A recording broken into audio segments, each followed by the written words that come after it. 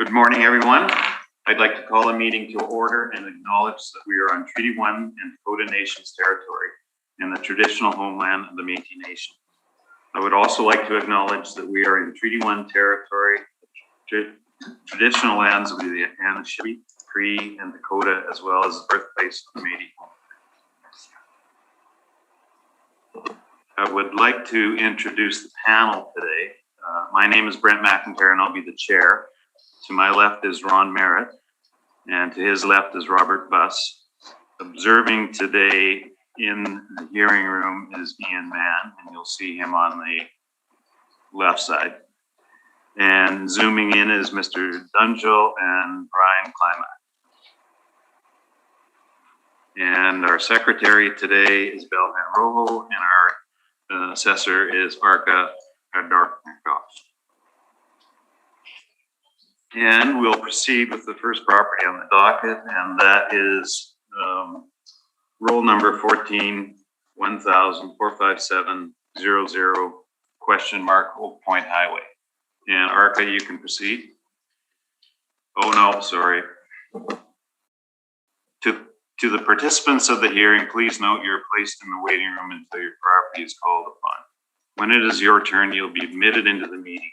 Kindly follow along in the City of Winnipeg's Board of Revision YouTube channel for the hearing process. Once the host admits you into the hearing, please close or mute your YouTube player. You will then be permitted to speak with respect to your property. Once your hearing has concluded, you can leave the meeting. We will be hearing applications for revision of the assessment roll in accordance with the Municipal Assessment Act. The matters for which a revision is requested have been described in each application, and we will limit discussion to those matters. Statements that are made at this hearing are sworn testimony, and anyone speaking to the matters must be sworn in. Be advised that comparisons of assessments of properties are not considered evidence of market value by the Board of Revision. The board is appointed annually by council and it's independent of it and the city administration. It makes its decisions on the basis of the evidence provided at this hearing and issues a written order that will be mailed to all parties as soon as possible. Please note that the board's decisions with respect to an application may be appealed to the Manitoba Municipal Board if the matter pertains to assessed value or classification, or to the Court of Queen's Bench if the matter pertains to the application of exemptions from taxation. Should you wish to appeal, information on how to do so will be included with the board's order. With respect to the hearing process, I will confirm the points of appeal with your property to be addressed with each applicant following the swearing in. We will then have the assessor's testimony followed by questions that the applicant may have, and then the applicant's testimony followed by questions. Each side will have an opportunity to summarize if they wish. Once all of the evidence about an application has been brought forward, the applicant may leave. The process will repeat for each item on the docket today. The session will close after all the applications have been heard, and the board will deliberate in private and make its decisions. You will receive the board's decisions by registered mail as soon as possible. As information, all public hearings are live streamed, recorded, and will be part of the public record. Thank you. And as I mentioned, the first property is question mark Oak Point Highway. And Arka, you can proceed. Do I need to be sworn in? Yep. Mr. Assessor, please state your full name. Arka Adorknikov. And you affirm the evidence you present is the truth, the whole truth, and nothing but the truth? I affirm. Thank you. Mr. Applicant, please state your full name. Christopher Mason. And you affirm the evidence you present is the truth, the whole truth, and nothing but the truth? Yes. Thank you. Am I affirming both of you today? I think. Yeah, you can affirm us both. That's fine. We work together in Winnipeg, so that's fine. Okay. Are you both giving evidence? I can provide the evidence. Yeah. So. Okay, I will just affirm you both just in case. Okay. Okay, Mr. Applicant number 2, please state your full name. Evan Prendergast. And you affirm the evidence you present is the truth, the whole truth, and nothing but the truth? Yes, I do. Thank you. Okay, Arka.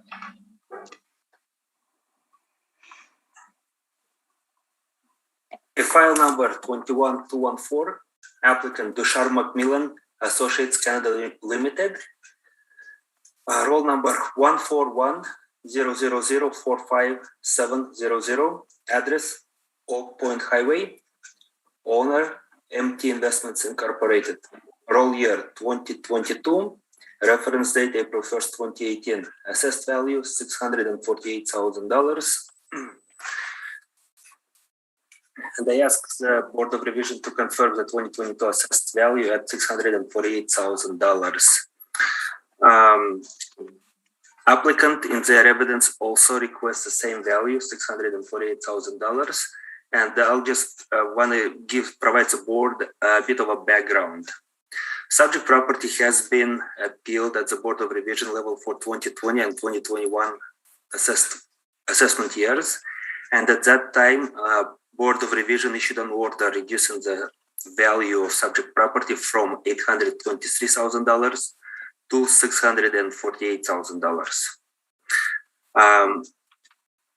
Even though comparable evidence suggests that increases warranted to at least $6.58 per square foot based on the lowest comparable value per square foot in my evidence list, we believe that the 2022 assessment should be confirmed because 2020 and 2021 has been the decision has been appealed by the Assessment and Taxation Department to the Municipal Board, and Assessment and Taxation Department would like to, using a follow-through method, argue the 2022 assessment at the Municipal Board as well. So with that, on my page number 2, you can see aerial view and street view of subject property. Page number 4 would provide subject property valuation summary. Basically, its land size, 118,126 square feet, with assessed value of $648,000 and the value per square foot of $5.49. For comparables, used are all in the same vicinity as subject property. And the prices per square foot, actual prices per square foot range from $6.58 to $13.59 per square foot. Average $9.49 and median $8.89 per square foot. My following page provides time adjustments, and time adjustments were calculated based on the median increase of $2.43% per month. Page number 5 provides three paired sales analysis that were used. It's 30 Hyde Avenue, 481 St. Anne's Road, and 350 and 400 Northtown Roads.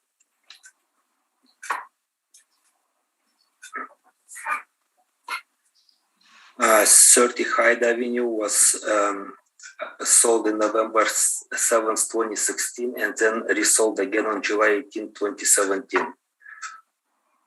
Sale price on the first sale was $180,000, and sale price on the second sale was $215,000. Price difference 19.44%. Number of months between sales 8 months. Change per month 2.43%. Similar resale number 2 is 481 St. Anne's Road, sold on July 6, 2015, and resold on January 3rd, 2017. Sale price on July 6, 2015 was $230,000. Sale price on January 3rd, 2017 was $270. Percent difference 17.39%. Number of months between sales 17 months. Change per month 1.02%. Resale number 3 sold on November 7, 2014 for $6,006 and resold on June 17, 2015 for $7.5 million. Price difference 24.88%. Number of months between sales 7%. Percent change per month 3.55%. Using the median and average, average is 2.34% and median is 2.43% increase per month. I just made a small note for the purposes of this paired sales analysis. 2014 multi-role sale of resale number 3 is combined and treated as a single parcel sale. As those sales, two separate roles were sold by the same seller and the same purchaser.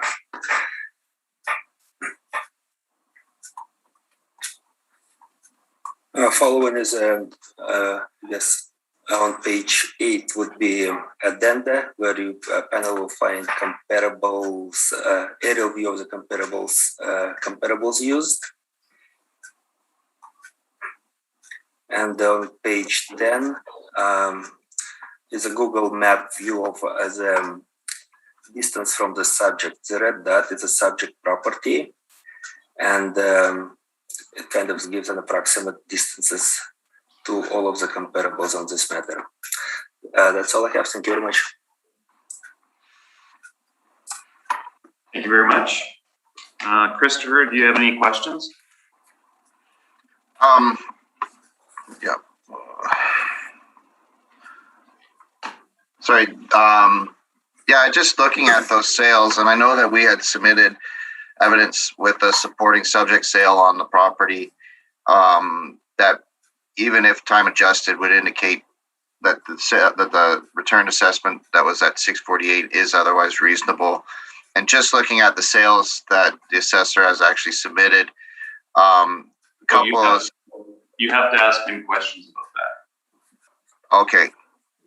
So 2 of those sales, on one of 425 Oak Point Highway, that's actually looks to be an improved sale.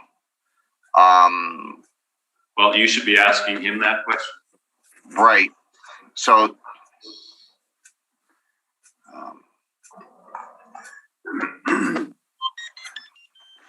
Yes, Chris, was a question whether the comparable number 4 was an improved sale? yes. Okay, yes, it was an improved, the parcel was not vacant at the time of sale. However, it was demolished and repurposed. So it is treated as a vacant land sale because of that. Okay. And what other adjustments were taken into consideration to account for any demolition charges or any other factors with result to the improvements on the property, and how long between the property when it was purchased and then demolished to be repurposed? And in between that time, was that building being utilized? So just give me a second. To my brief recollection, it was a short period of time. It was sold in June of 2015, and I can we could let you know what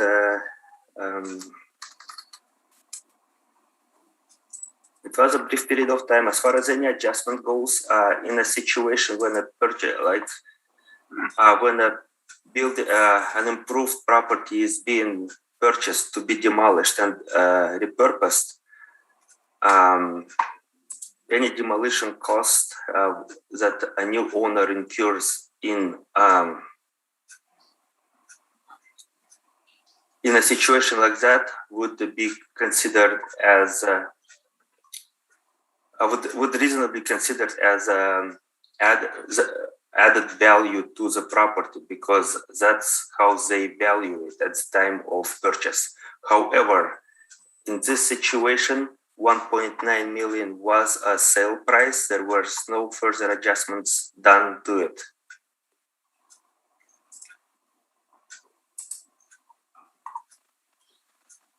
Okay. As far as the permits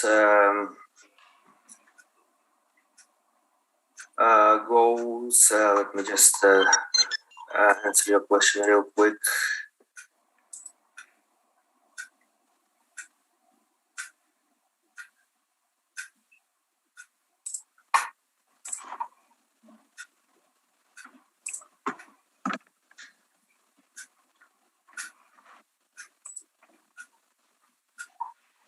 Yeah, it was, I see aerial map of 2016. I'll have to dig more further to the permits, but however, I see aerial map of 2016 where the new building was partially built already. So it would suggest to me that since the purchase of the property on June 10th, 2015, the demolition started shortly after that.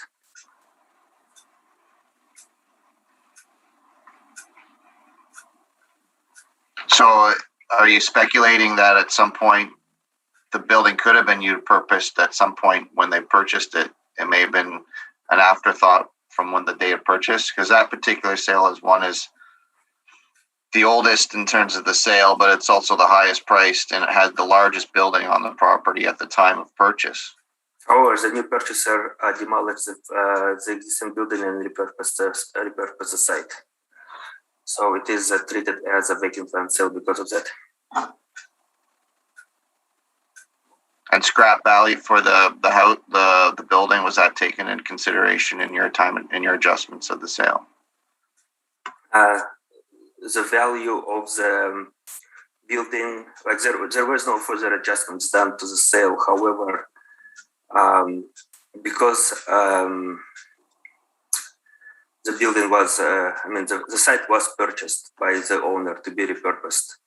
Any cost, any scrap value or demolition value would only, I guess, add to the cost of the land, right?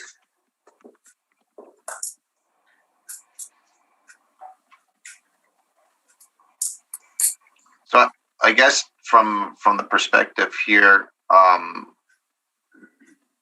Arca, we've presented at least the sale on a property that suggests that it's that the value adjusted and reflected of the 648 would be a reasonable value to return the assessment at.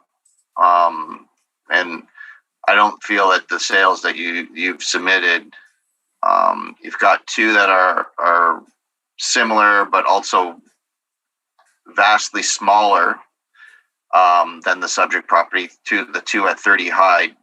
You had one that transacted in November 2016 and another that transacted in 2017 for approximately,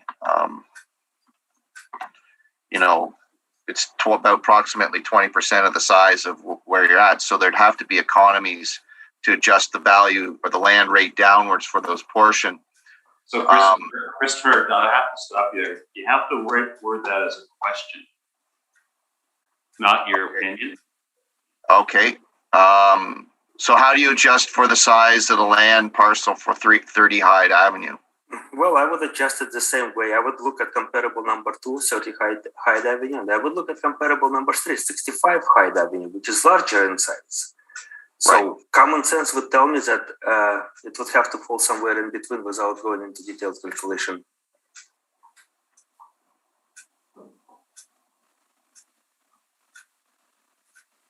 But you haven't adjusted for it in here, and you're presenting an average and a median. So how do you adjust for it in your your sales here?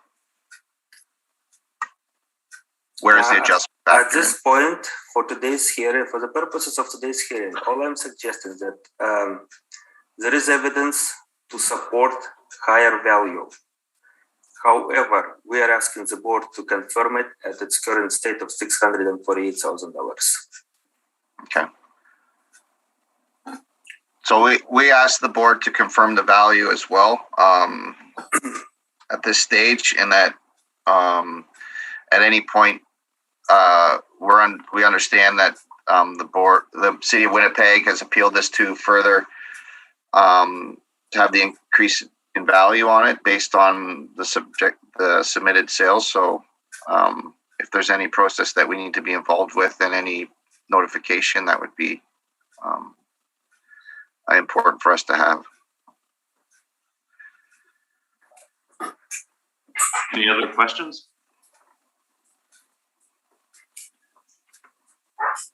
No more questions. No more questions. Ron, do you have any questions? Yes, thank you, Mr. Chairman. Arca, you have, this is vacant property? Yes, it is. Yes. And the V-Day is which year? Excuse me, could you say it again? Pardon me? Yeah, I didn't hear the question. You were asking for a year of something. I didn't hear what you were asking The for. evaluation date for the assessment is the day of what? Market value? Year? It says the reference date for this assessment is April 1st, 2018. In your comparable number 4, that is with a building on it, is it not? It's sold with a building. However, the building was demolished briefly after the property was purchased, and the new building was built on it. So, yeah, comparable number 4 on my page number 9 of my evidence will show you what happened. okay. All right, I'm not there yet. So, Yeah. if you look at comparable number 3, it's twice the size of the subject property. So I'm just wondering how you conclude value at the assessed value of $5.49 a square foot. Oh, that was a Board of Revision order in a previous hearing for the evaluation of the same property at 2020 and 2021 assessment years. Okay, I thank you very kindly. Thank you. Thank you. Robert? No questions, Mr. Chairman. And I have no questions. All right, just, so Christopher, are you gonna go through your presentation or do you just want a confirmation? Yeah, I mean, this appeal process was kind of brought on because we became aware that the city of Winnipeg had appealed the property to seek an increase on the property subsequent to a Board of Revision to reduce it from $823 down to $648,000. And we did our review on the property and got the purchase and sale agreement on the property, and there was a transaction on the property in 2017,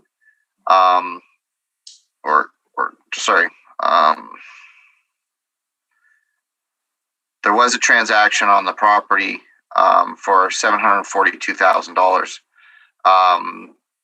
which we then assumed about approximately a 5% year-over-year time adjustment, which basically confirms where the value is landing in terms of how it was reduced from $823,000 to $648,000. And our position is that the value should be confirmed at $648,000. Okay, thank you. Arca, any questions? No, I don't have any questions. Thank you. Ron? I have none, thanks. Robert? Yes, you mentioned the sale. What was the date of that sale on the subject property? I'm asking Chris Mason. Yep, just give me a second here. I realized I didn't put it in the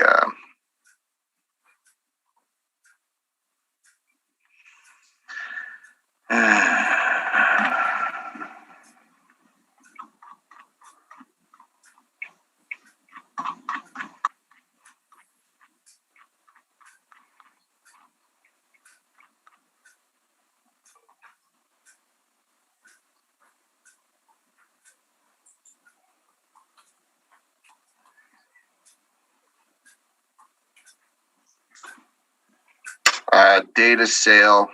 Give me a second here.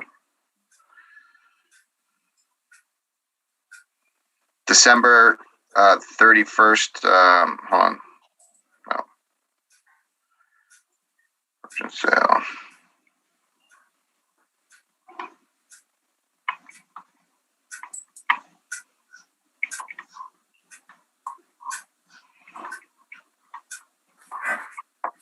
It's November 2019. November 20th, 2019? Yeah, approximately. Yeah, it doesn't have the exact date in there, but it was November 2019. Okay, thank you. That's all my questions, Mr. Chairman. Thank you. And I have no questions. So that concludes the hearing on this property. Thank you very much, everyone. Thank you.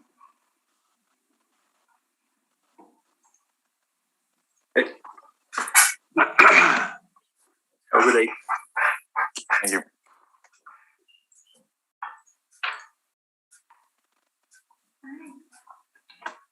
Just a minute, I have to get back.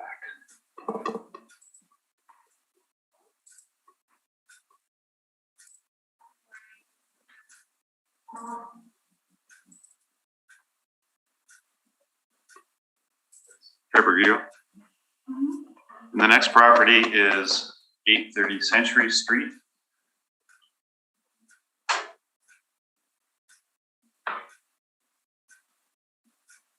I'm just gonna affirm you from way over here.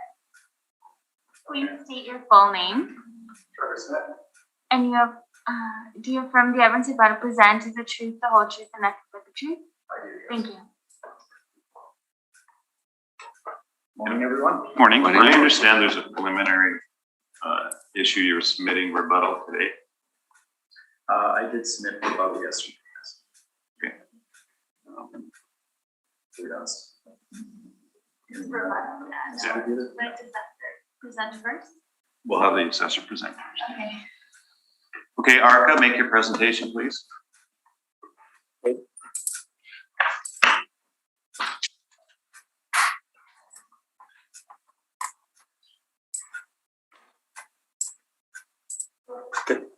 File number 21145. Applicant TGS Realty Advisors Limited. Roll number 0756913705. 830 Century Street. Owner CSS Group of Companies Limited. Roll year 2022. Reference date April 1st, 2018. Assessed value $3,176,000.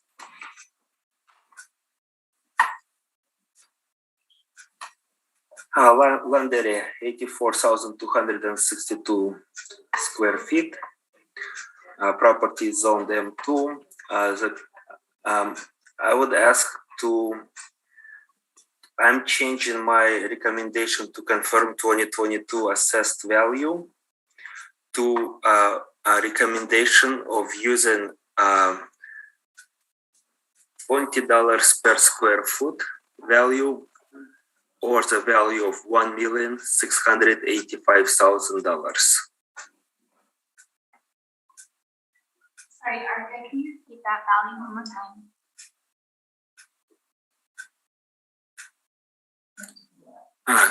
Well, did you ask my question? Yeah, can you repeat that value one more time, please?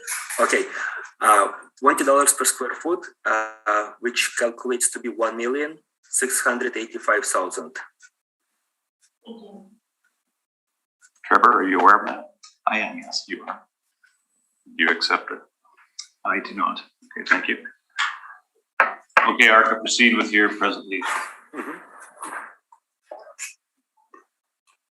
So, subject property, I guess page number 2 is a aerial view of subject property.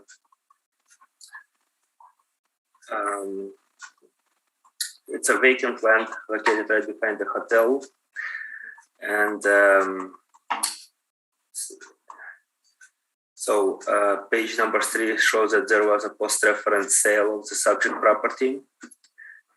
So the sale was on May 22nd, 2019. So the valuation of subject property valuation and comparable sales are on page number 4. So we have originally we had a value of $3,176,000, which was at $37.69 per square foot.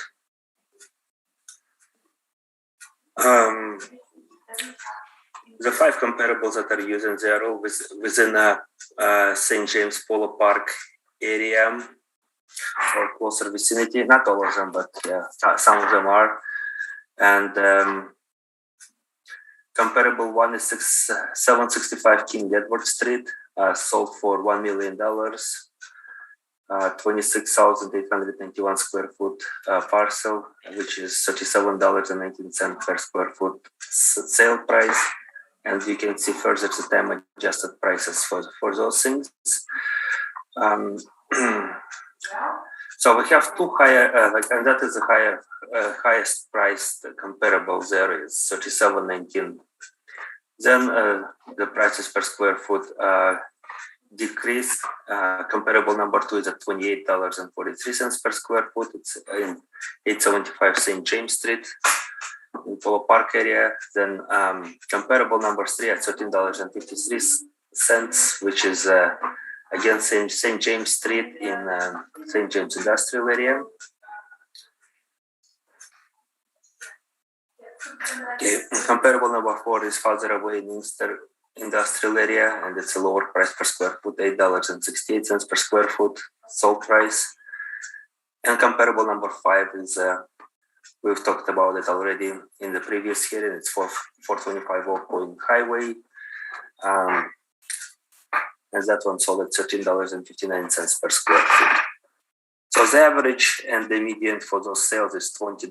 Average is $20.28. Median is $13.59. So I asked the board to consider an average of $20 per square foot recommended value of which arrives to be at what did I say there? $1,685,000. Page number 5 goes on into the same paired sales analysis I presented before. And that's how time adjusted sale price per square foot was calculated. And on page number 8, we can see again a real view of comparable properties.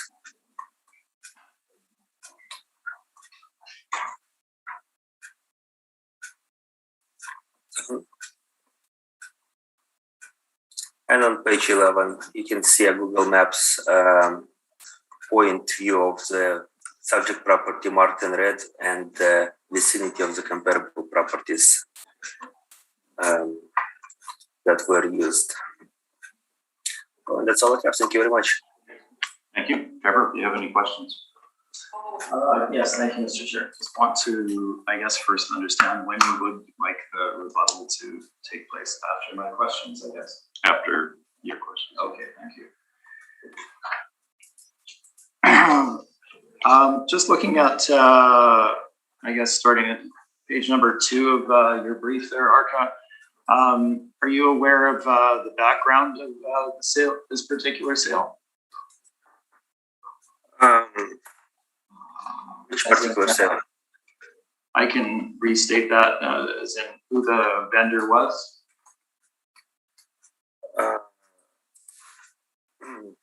Trevor, just sorry. Are you referring to subject sale or which sale are you referring to?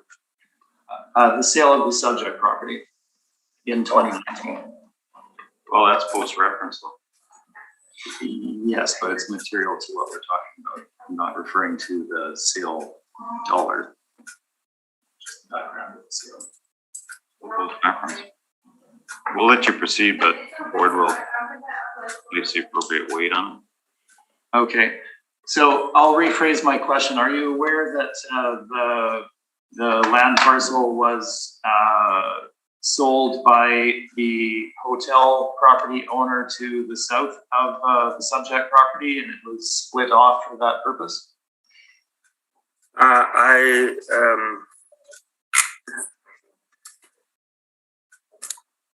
guess, yeah, I do have that information. Okay, and also, are you aware that the title of the property prevents the existing owner and any future owners through a caveat from developing the property as a hotel property? I am not aware of it. Nope. Okay, thank you.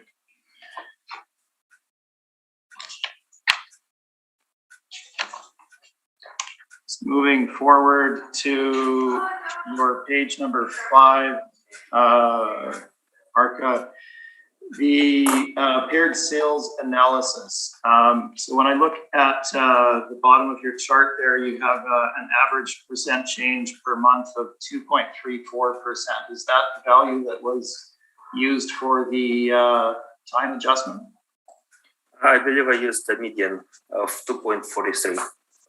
0.43, okay. So I didn't work out the median, but for the average, that would work out to a 28% change per year. Is that correct?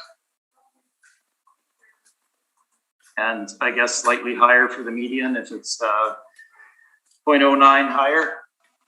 Okay. Well, yes. Mm-hmm. Okay. Just flipping back to page number 4 then. If we look at your comparables, comparable number 1, 765 King Edward Street, sold in July 2017. When we do the math on the time adjusted sale price or sale price indicator of 44.42, that is a new value of $1,194,000, roughly about a $200,000 increase over that period of time. Well, I didn't do the calculation in that way.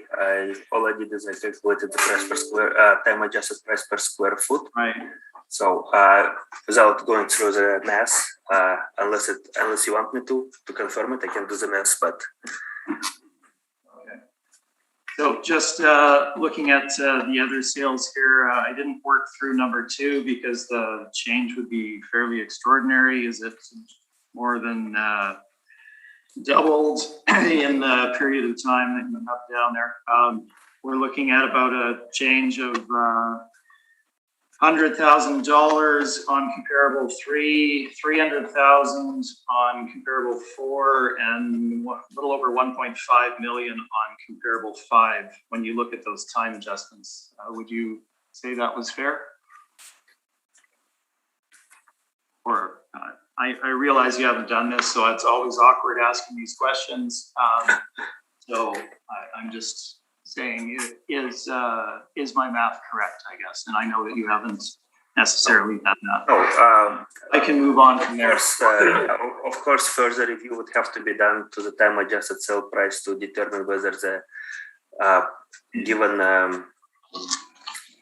time adjustment is appropriately reflected. The purpose of me providing time adjustment was to show the panel members that we have been always using comparable sales that are significantly older sales than the reference date. And when we are to consider it,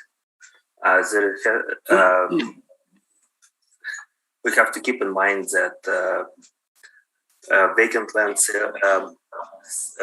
prices have only been increasing in the city. And with that, we have to be mindful when we are looking at averages and medians of the sales that took place in 13-14 and taking it as at a face value. We have to provide an adjustment. Okay, thank you. So just moving back to page number 5 for a minute, again, paired sales analysis. The first property indicated there, 30 Hyde Avenue.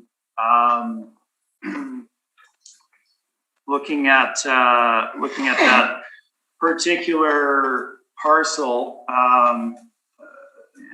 and is that given the dimensions of that property, is that a developable parcel on its own?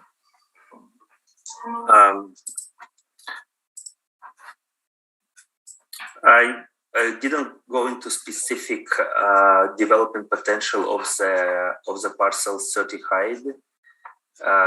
Given parcel you are asking me about, I did not go into the development potential. The purpose of it being here is that it is one of the parcels that sold twice, and relatively second sale was relatively close to the reference period, and just to show, and it's yes, it is a parcel within a general area of the properties we are discussing today as well. So, given the size of the parcel, it's a 22,216 square feet parcel. As far as the development goes, you are asking. I mean, there are smaller parcels that have been developed. So, as far as particular limitations or of this parcel, I am not aware of it. I did not look into it. Okay, thank you. Yours resale number 2 there, 41 St. Anne's Road, land size 4,500 square feet roughly. Typically there would be significantly more demand for these properties, would there not? Given the size of the property, looking at that versus the subject property, economies of scale? Well,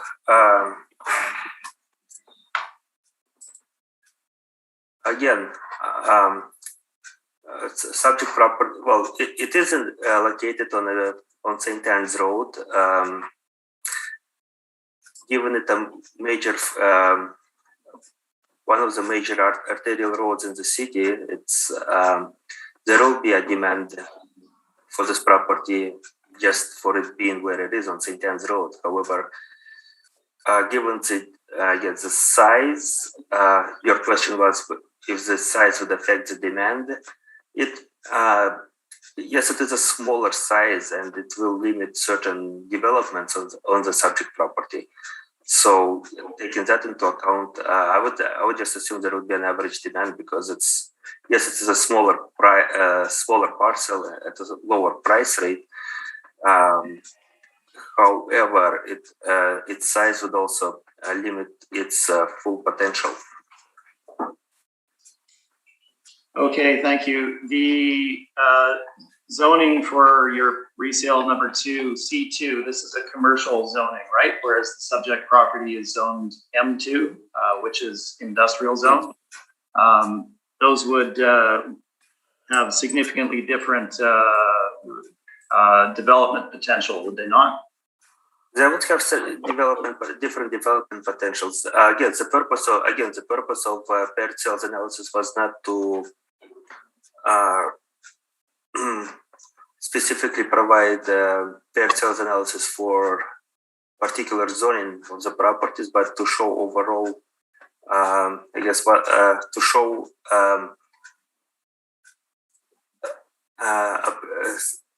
show the market trend for vacant land in the city.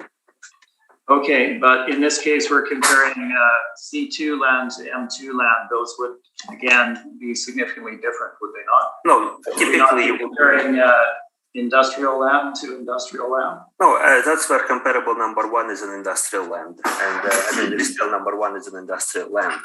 Okay, let's move on quickly then to resale number 2.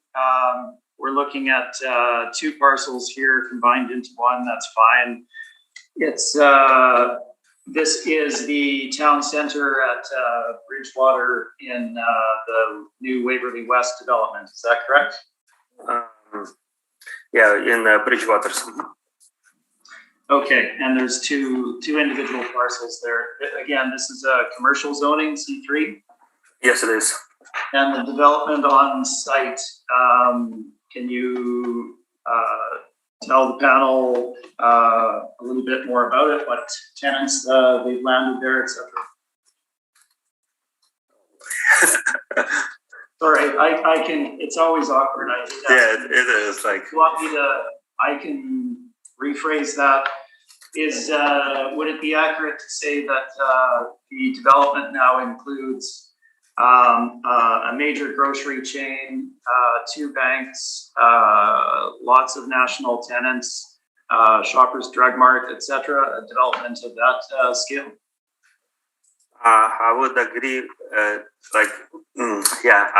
100%. Just right off the top of my head, I cannot tell you exactly the businesses that are there, but it is developed as a main one of the main commercial zones for the Bridgewater area, and it does whether it's this particular property or neighboring properties, but it is developed with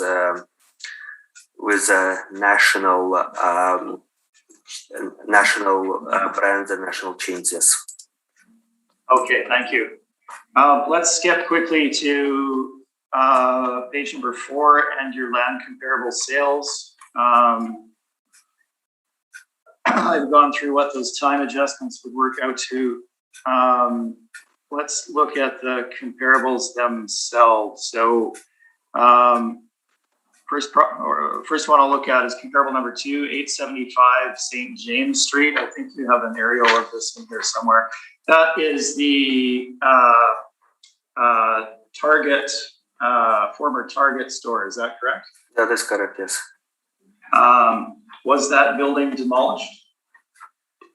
Okay. I believe I'll have to look into it, what's its current state. To the last of my okay, the question is, was the building was the Target building demolished? Yes, as in, or essentially the question is it a land sale? At the time of the purchase of this parcel, it was a land sale, and then a Target was built on it. But the building was not demolished, correct?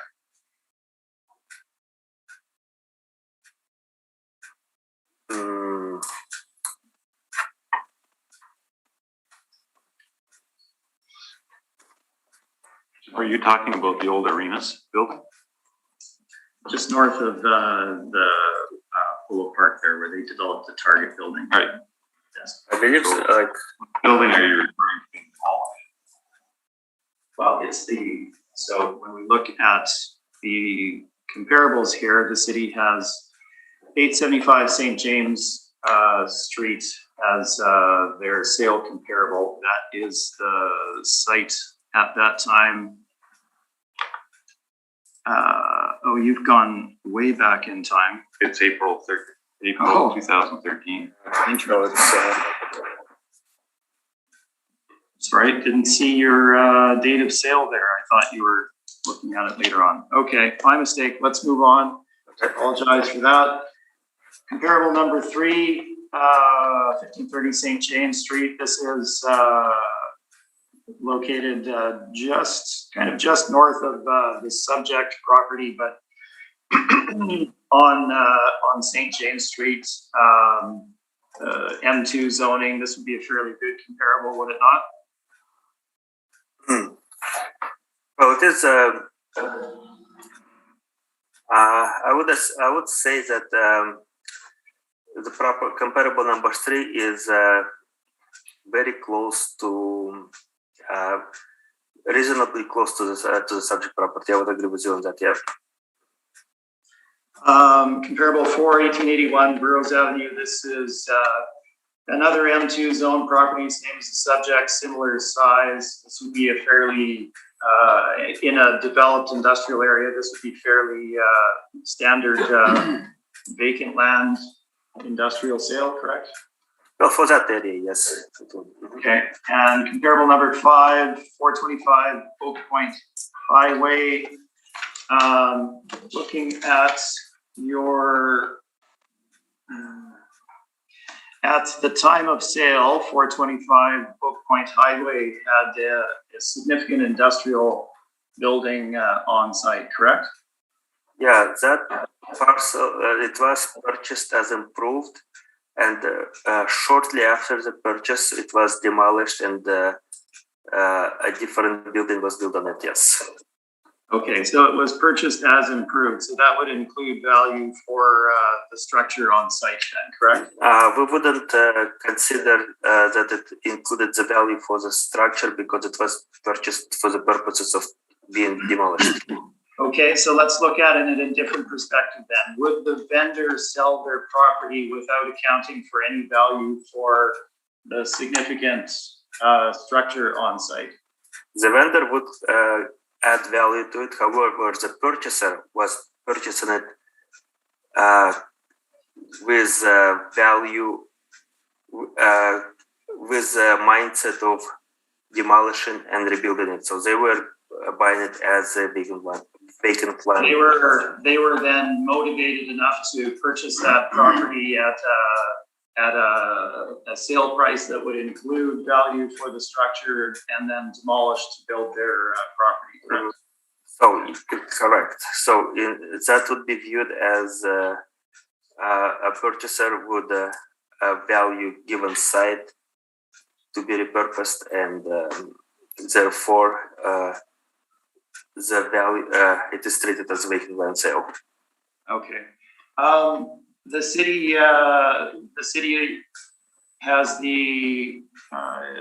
is aware of and has the documentation regarding two independent property appraisals for the proposed subject parcel in 2017, correct? Yeah, you have provided that to me yesterday. And what were the values of those two appraisals? I believe it was slightly over $1 million, if I remember correct. I don't have that file open right in front of me, but let me look into it.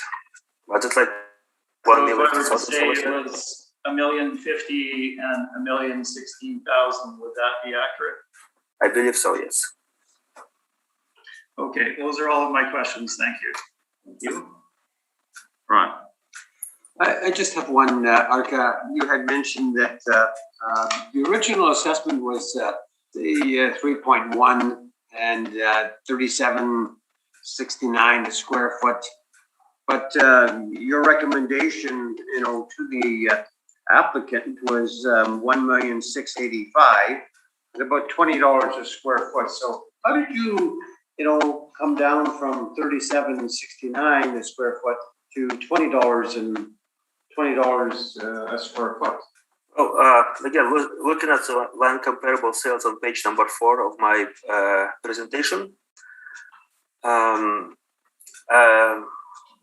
I used an average of, I looked at an average number of $20.28, and that was my reason behind it.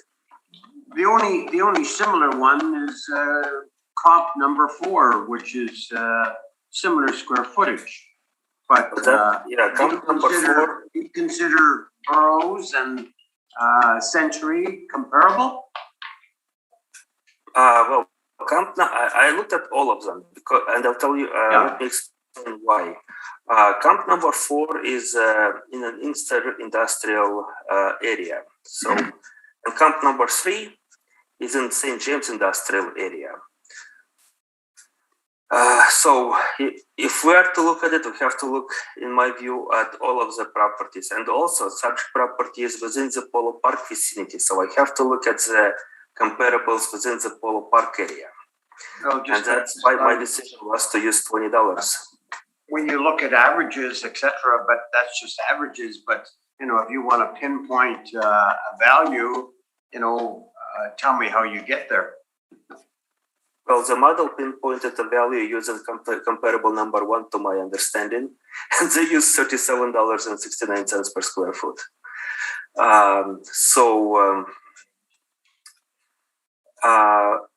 My reasoning was subject property is located within Polo Park vicinity, so I kept Polo Park area sales in the calculation. Also, it's an industrial property that is. Okay. That's fine, Arka. That was used, so that's where I guess I used $20 per square foot. Yeah. Okay. I thank you. Thank you, Mr. Chairman. Robert? No questions. No questions. Thank you, Mr. Chairman. I have maybe a couple of questions. So this property is zoned M2, correct? Yes, it does. Yet parcel use code is vacant commercial. Yes, it is. So why wouldn't, if you were coming up with an average, why wouldn't you use the 3 vacant industrial sales all zoned M1 and M2. Subject is being called. Because I guess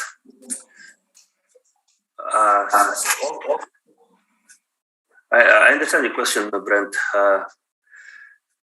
I guess the part of the VCOM, that's where it comes into effect, into play, right? It is on the industrial, and you're right in that respect that one way to look at it would be use the comparables 3, 4, and 5 to arrive at the value. However,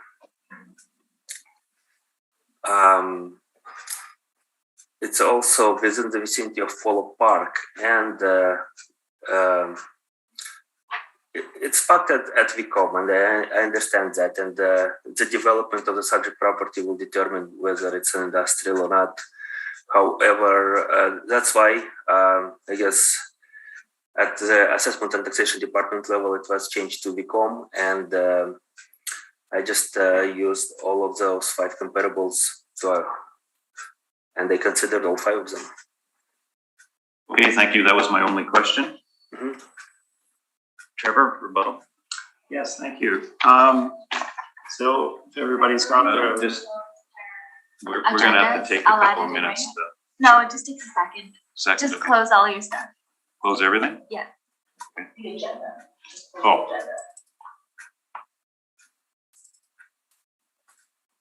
Close Close the your meeting. agenda, please. Your Word document, close it.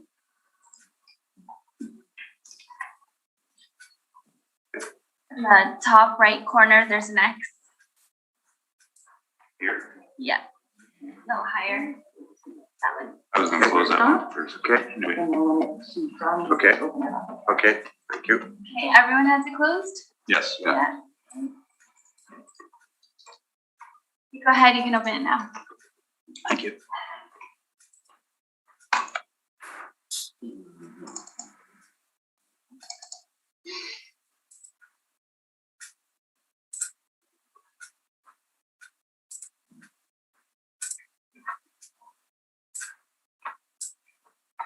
Just on the navigation. I did. It's checked off. Didn't give me anything. Say it again.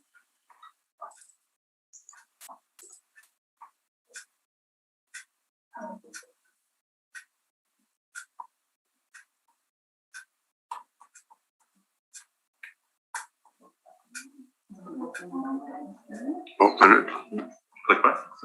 here. The agenda. Do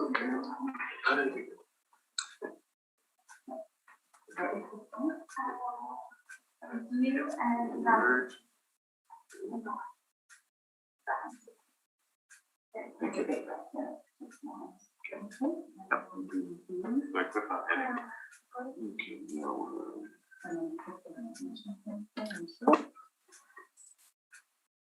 There, right there. Okay. Okay. Thanks. Oh. You did. Oh. Okay. There you go. Okay,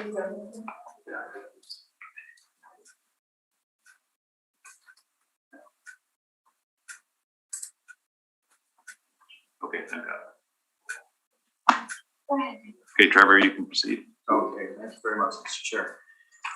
So looking at my rebuttal document, this is in regard to the city's sale comparables that are presented, as well as the paired sales analysis. And I've referred to some of this, so we'll go relatively quickly. Looking at my page number 1 of the rebuttal document, 765 King Edward. So this is an outlier sale. It is obviously far above the typical sale value of industrial properties, and the reason for that is that it was purchased for the development of a hotel property. It still remains vacant. They have not successfully developed that property to date. If you look at the map at the top of page number 1, You can see the conglomeration of hotels in that area, including the one to the south of the subject property. Now, as I mentioned, subject property cannot be developed as a hotel. There's a caveat preventing the current owner and any future owners from developing that as a hotel property. Otherwise, the owner would not have sold. Moving on to page number 2, this is my error, and I apologize for that. I did not catch the 2013 date. I thought we were looking at a later time frame. So obviously, this was probably the football stadium site, I believe, this far north, that was built as the Target store and various other developments. So we'll skip over that one. To my page number 3, 1530 St. James Street. So this was, as you can see on the map, page number 3, it is to the north of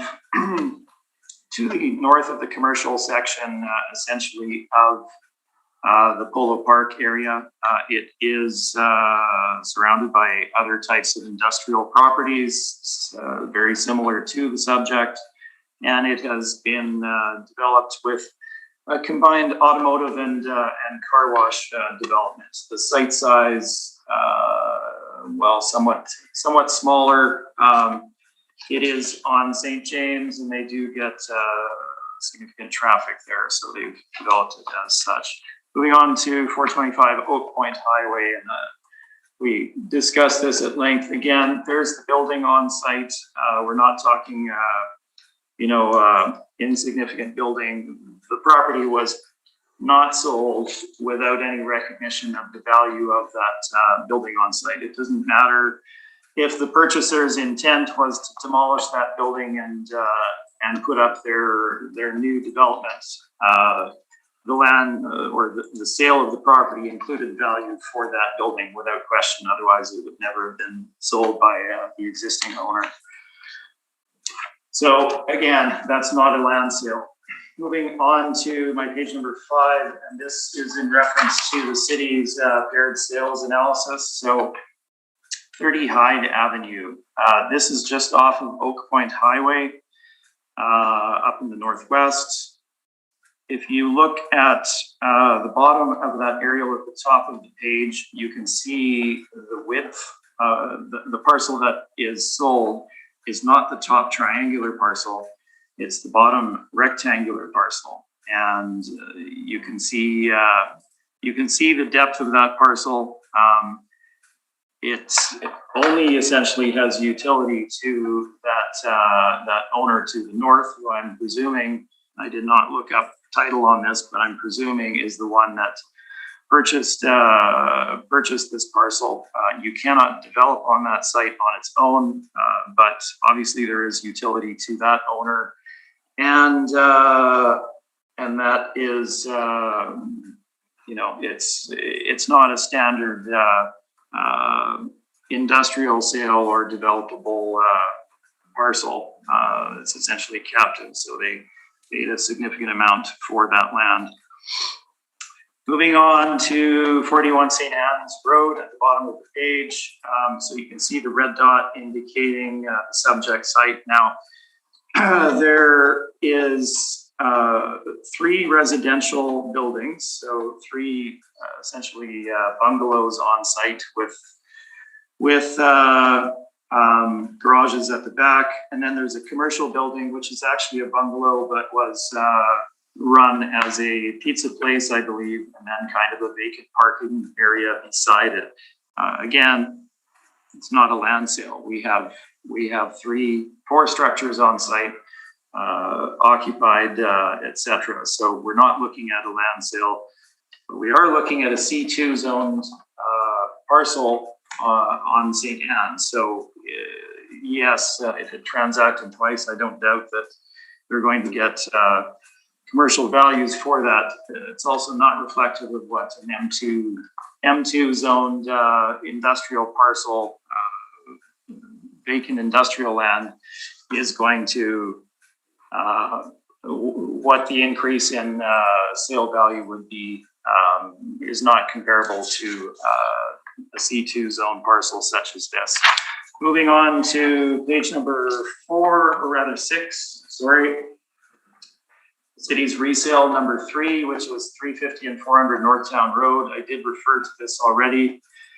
If you look at the aerials on the left-hand side of the page, you can see 350 and 400 Northtown side by side, and you can see the developments that have occurred on those. I have photos of those on the right-hand side. Unfortunately, they're quite small, but we have Manitoba Liquor Commission, Save On Foods, Shoppers Drug Mart, 2 banks, et cetera, et cetera. It's the commercial center of Bridgewater in that Waverly West area, a very highly valued and in demand area. So background of this property, the 2014 sale that the city refers to, this was a transaction from the original owner, which was Manitoba Housing and Rehabilitation Corporation, to the Hopewell Development Corporation in November 2014. Subsequent sale in June of 2015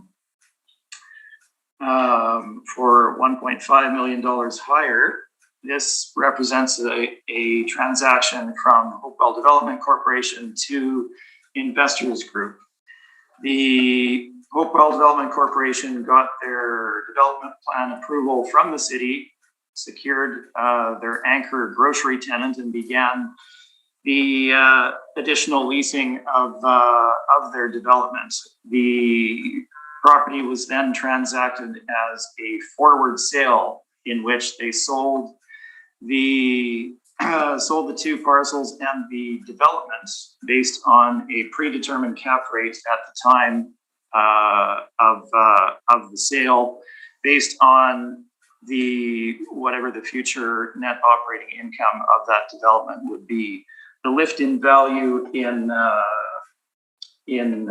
land transaction is simply part of that. It's non-standard. It's not reflective of the change in land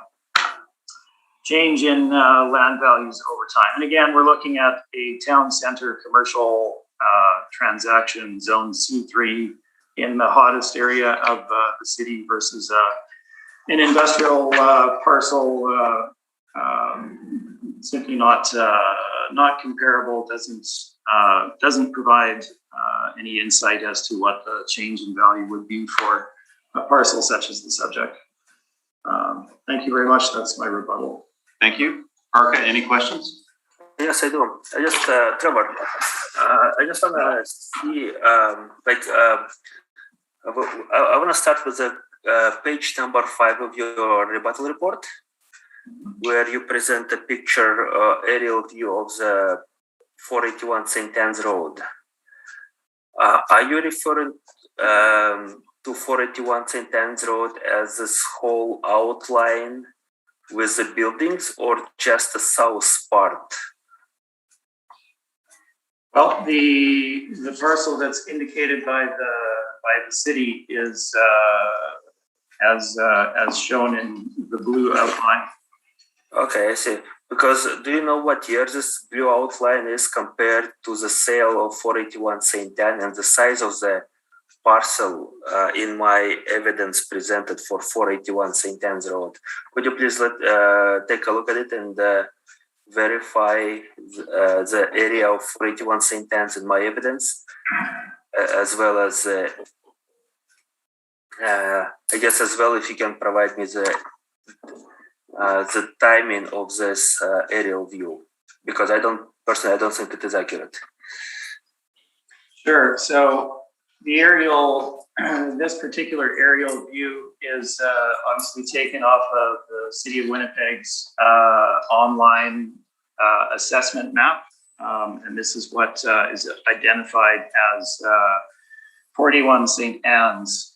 Now, if there has been a subsequent combination of adjacent properties, if that's what you're suggesting, that the land size of 4539 actually represents a smaller area, that was not indicated online.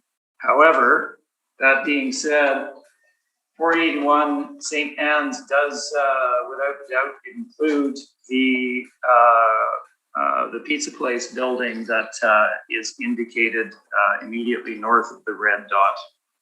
So again, it's not a vacant land sale as such. I see.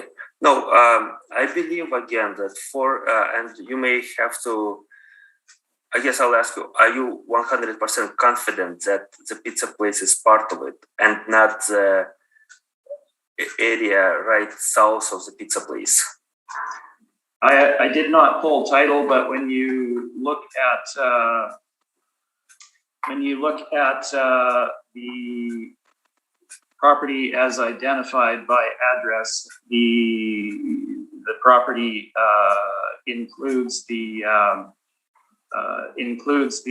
building with the pizza place in it. That's indicated as 481. Now, if that's incorrect, I apologize for that. But every indication that I've seen here is that it does include that property.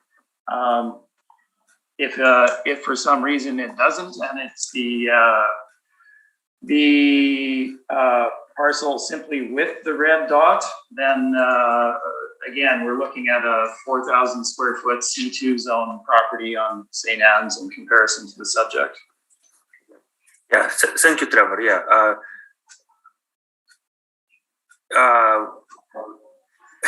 I guess to put it in a question format instead of a statement, I believe you would.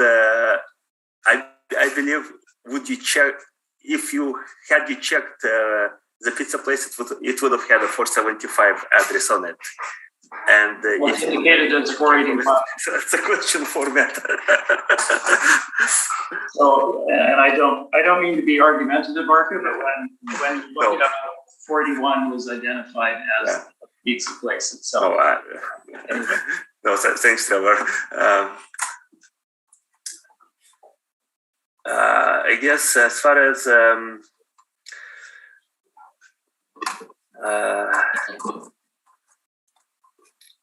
no, I think for the rebuttal evidence, I do not have any further questions to Trevor. Thank you. Ron? I have none. Thank you. Robert? Just one question about the 425 Oak Point Highway. Yeah. You showed us that nice looking building on there.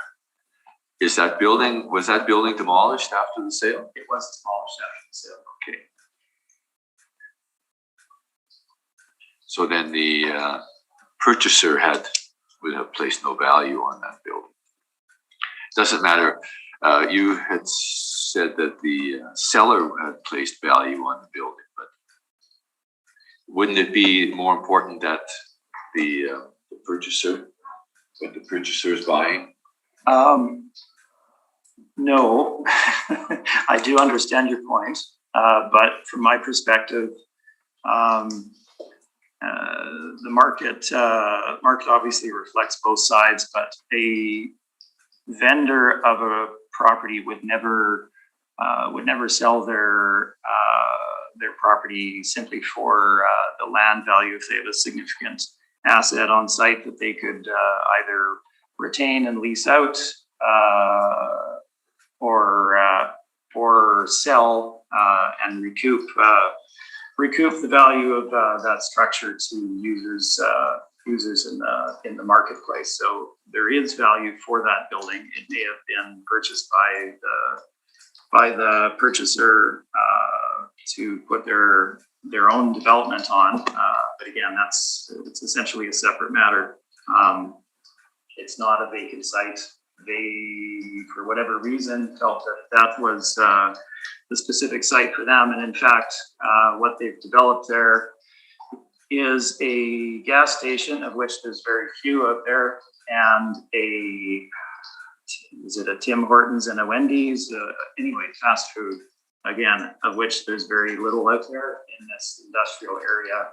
There's a mom and pop type of restaurant that's been there for decades and not a lot else other than when you go north, I think there's another Tim's or something like that, but it's underserved. So for them, and their development, there was a lot of value to being there. So they paid a premium, including buying property that has a significant structure on it in order to put their development in that area. So they were a motivated purchaser. Thank you. I have one question. How relevant, and you have to interpret a purchaser's position when they're buying a piece of vacant land, how relevant is it? Well, it's probably not relevant for future development. Like, in other words, if you look at North Town, and with the two sales, right? Correct? Right. How relevant is it when you're purchasing that land that there's going to be a future grocery store or a future whatever they've got on that site?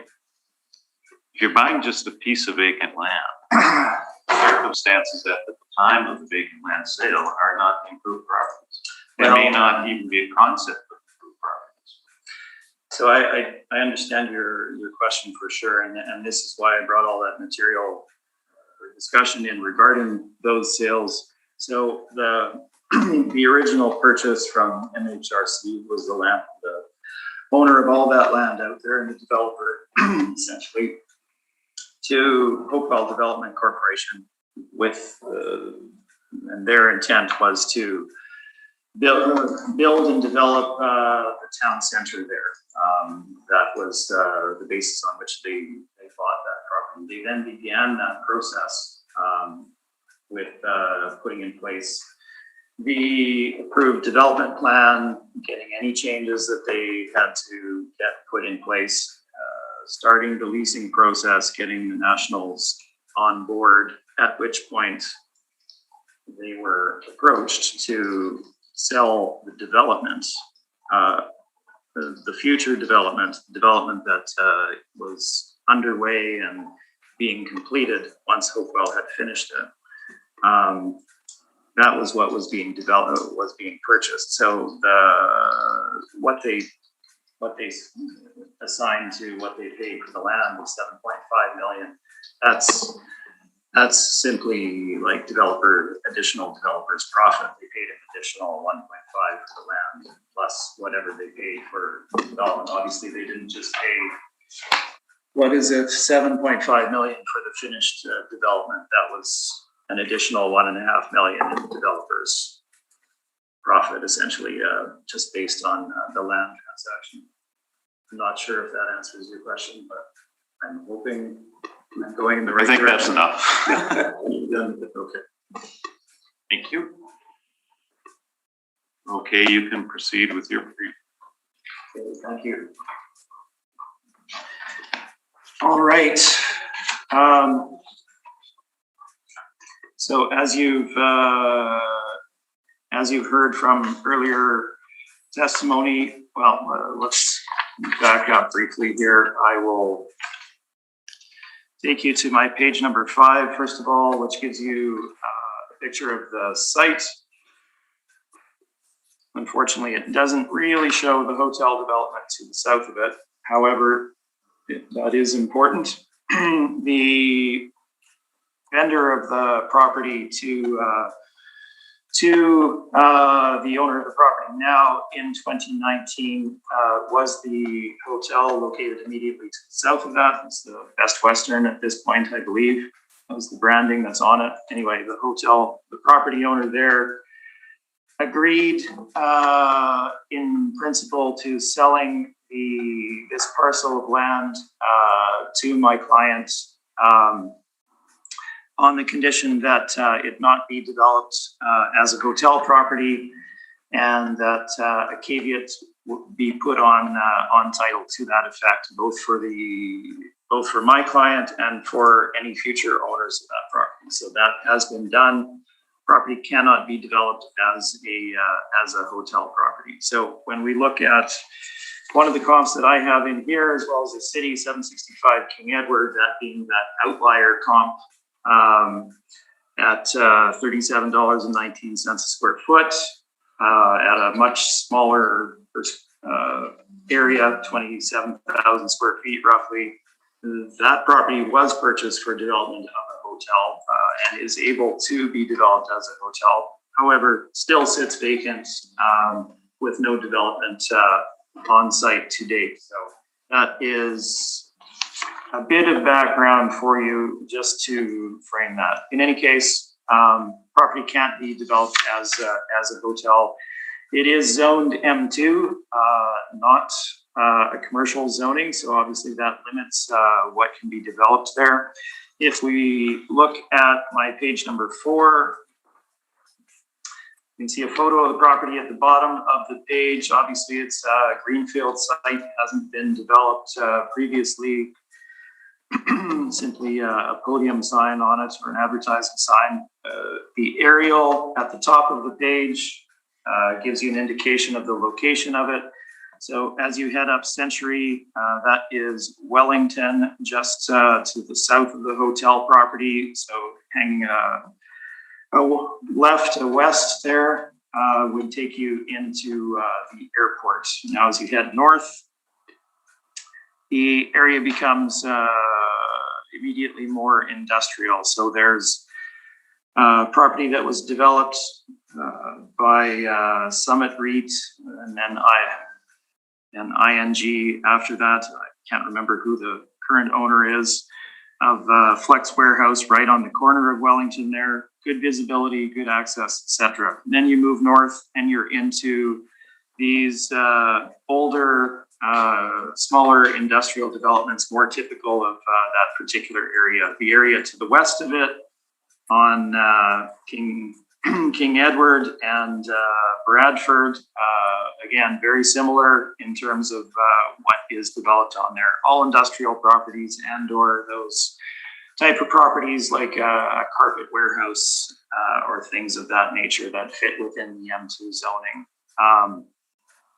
Older properties, not a lot of new developments going on in that area. Certainly not a lot of vacant land, as it's a well-established industrial area. So that's the location that we are looking at. If you look at my page number 3, gives you a bit of background on the property. Again, we're looking at effective date of April 1, 2018, 1.9 acre site, just over 84,000 square feet in size and zoned M2. I've indicated the price per acre there. This equates to 3837 is the amount that I have. I think the city's is slightly different. In any case, that is the rough metric for the property.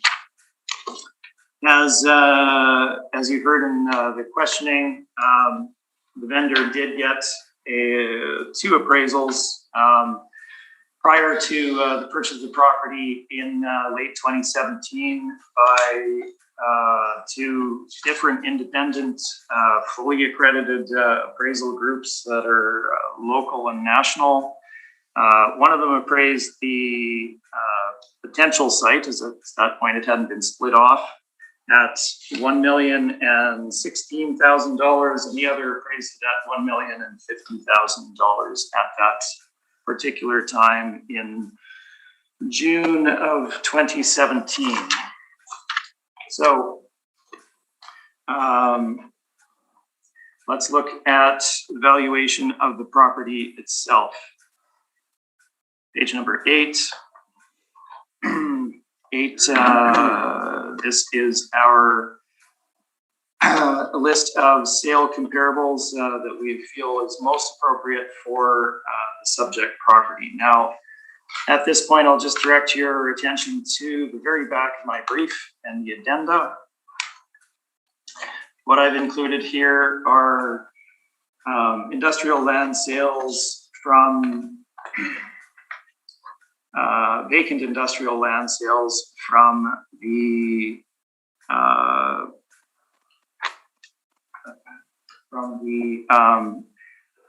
information that we glean as appraisers from the Land Titles Office. They have a program that we're able to access through the real estate board. These are all of the vacant industrial land sales occurring between, I think, 2014 onwards is what, up until the valuation date, looks like what I have included here. Now, you feel free to go through those. If you do, you'll see that, again, that sale on 765 King Edward of the potential hotel site is a significant outlier in terms of value paid for it. So let's look at the sale comps we have. Again, we tried to pick the most comparable properties as close to the reference date as possible. So similar in zoning, similar in utility size, etc. Obviously, there's going to be some variability, but let's run through what we have. 1248 Manahan, located in, pardon me, Fort Garry industrial area. March 2018 sale, virtually at the valuation date. Sale price indicator of $15.07 a square foot, 33,000 square feet, so somewhat smaller than the subject, but well located in Fort Garry industrial. 1145 Chevrolet, also Fort Garry industrial, similar in size to the subject at just over 70,000 square feet. This parcel was zoned agricultural for some reason, but it is within the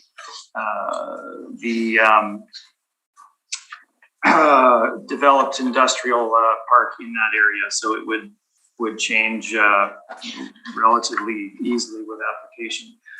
Transacted at $18.51 a square foot in April 2017. That property is shown on page number 10. You can see the location of that. 1881 Burroughs, the city had this comparable in theirs as well, 98,000 square feet, zoned M2 in the Inkster Industrial Park, December 2016 sale, $8.67 a square foot.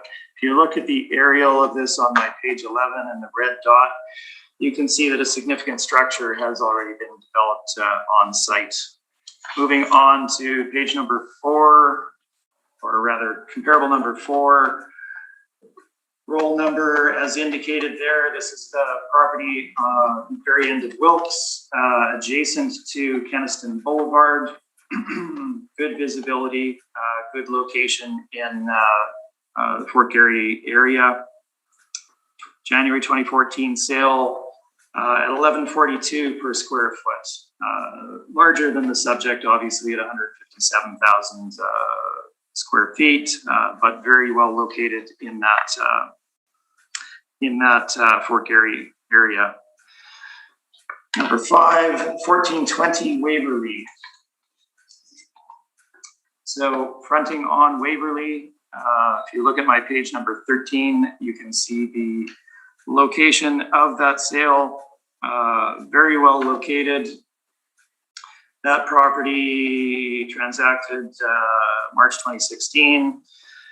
Again, larger than the subject, but 207,000 square feet, zoned M2, same as the subject, transacted at $11.81 a square foot. So we're within 2-year time frame of that valuation date for that transaction as well. That is a premium site right on Waverly in Southwest Winnipeg. Certainly a good indicator of value of industrial land that has some commercial potential. Looking at my comparable number 6, this is land in the Kenaston Bridgewater area in that town center. So this is an interesting one. If you look at my page number 14, you can see the location of this parcel. Now, this parcel is located just to the north of 350 and 400 Northtown Road, which the city referenced in their material. I believe in the zoned as C2 in their, not as a comparable, but as a paired sales analysis. So This is located just to the north of those, obviously with commercial intent, zoned with an industrial zoning, however, MMU, sold in July 2014, significantly larger at $336,000, sold at $10.34 a square foot. However, that is definitely a commercial development that we're looking at on site there. Moving on, comparable number 7, 1530 St. James. The city has already referenced this one. It was developed as a car wash and was a vacant site prior to that. We're looking at another M2 zone parcel, 31,000 plus square feet, May 2017 sale, happening at $13.53 a square foot as a sale price indicator. Now, the smaller size and location on St. James Street, in a very similar location to the subject property, should indicate that that would potentially go for a higher rate per square foot than the subject property would. Looking at comparable number 8, 55 volts. I'll get you to flip to my page number 16. And again, in Southwest Winnipeg, in that Fort Garry area, you can see the aerial map there, Bishop Brandon, Scurfield, Waverly, indicating where it is. So the area to the east of the red dot is the Waverly West Auto Mall, and the subject property is where the Subaru dealership was developed on site. So obviously excellent exposure from Bishop Brandon there, essentially forming part of the Waverly West Auto Mall and developed as a commercial use. Property was zoned M2, traded in February 2017 at $15.73 a square foot. So if you look at 55 Fultz, you look at St. James Street, look at the Keniston Bridgewater site, these are properties that would have significantly more attraction as a potential commercial development site than the subject property. Looking at our final comparable here, number 9, this is the one that the city included as well. This is 765 King Edward. So I've already referred to this. This is the property that was purchased for development of a hotel. It has not been, ground has not been broken to date. It doesn't look likely in the near future. Property was zoned M2, significantly smaller at 27,000 square feet, roughly, traded at $37.19 a square foot. So let's look at the value of the subject property. Our comparables, leaving aside 765 King Edward, range from a low of $8.67 for a similar sized property in December 2016, up to a high of $18.51 a square foot for a property located in the Fort Garry industrial area, similar size, and with the balance of properties lying in between that, in that $10 to $15 per square foot range in general. Now, are there differences in size? Certainly there are. We didn't have any that were in the vicinity of the subject beyond what has been presented, or we would have included those for better comparables. However, they aren't there because the area is developed. So what we're looking at here are properties generally that are better located, some certainly with significantly better commercial development potential than the subject. All of these zoned M2 rather than any commercial zonings.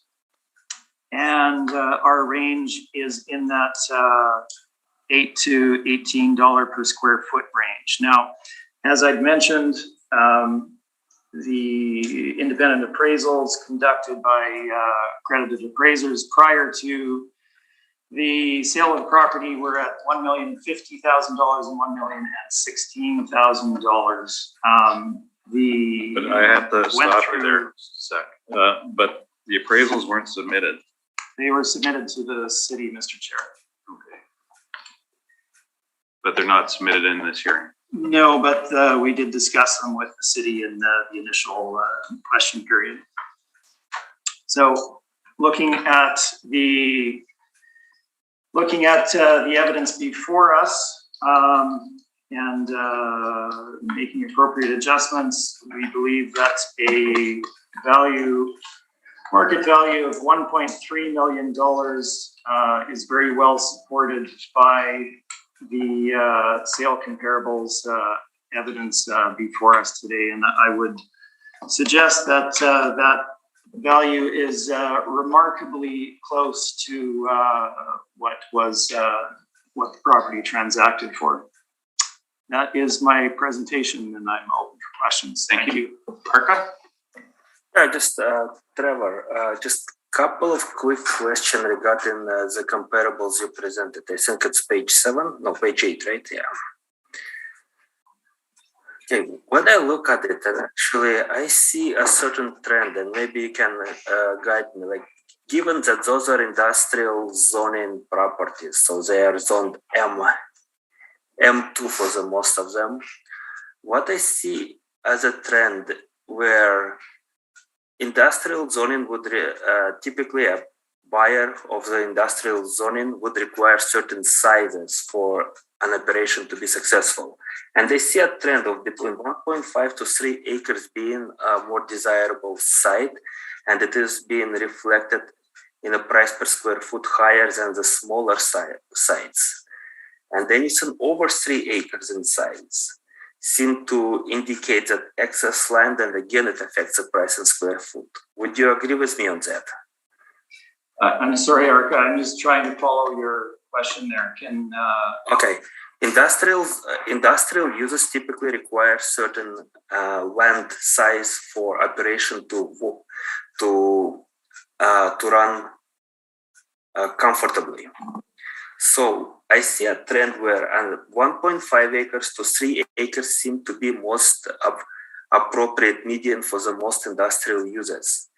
Anything less than that is less desirable, and anything more than 3 acres creates excess land. Would you agree with me on that? No, not necessarily. It depends obviously on the location of the property, the layout of the site, and what the users are intending to do. As you had mentioned, there are some users for smaller sites, obviously, and as sites are smaller, typically they're more, the overall cost of purchase is lower, which means there's more potential purchasers out there. So yes, you do need the correct amount of land for your development, but that depends on what your development is. There's developments that are obviously significantly larger than 5 acres, and ones that are certainly smaller than that as well. I understand that. Yeah, I just saw a trend looking at the comparable evidence. For example, comparable number 1, which is a smaller site, having smaller price per square foot versus comparable number 2, which is a more appropriate site in terms of size, and that being sold in April of 2017 for $1,851, where a smaller site of comparable 1 was sold in March 2018 for $1,507. So that's where I saw a trend. And that's why I asked you the question.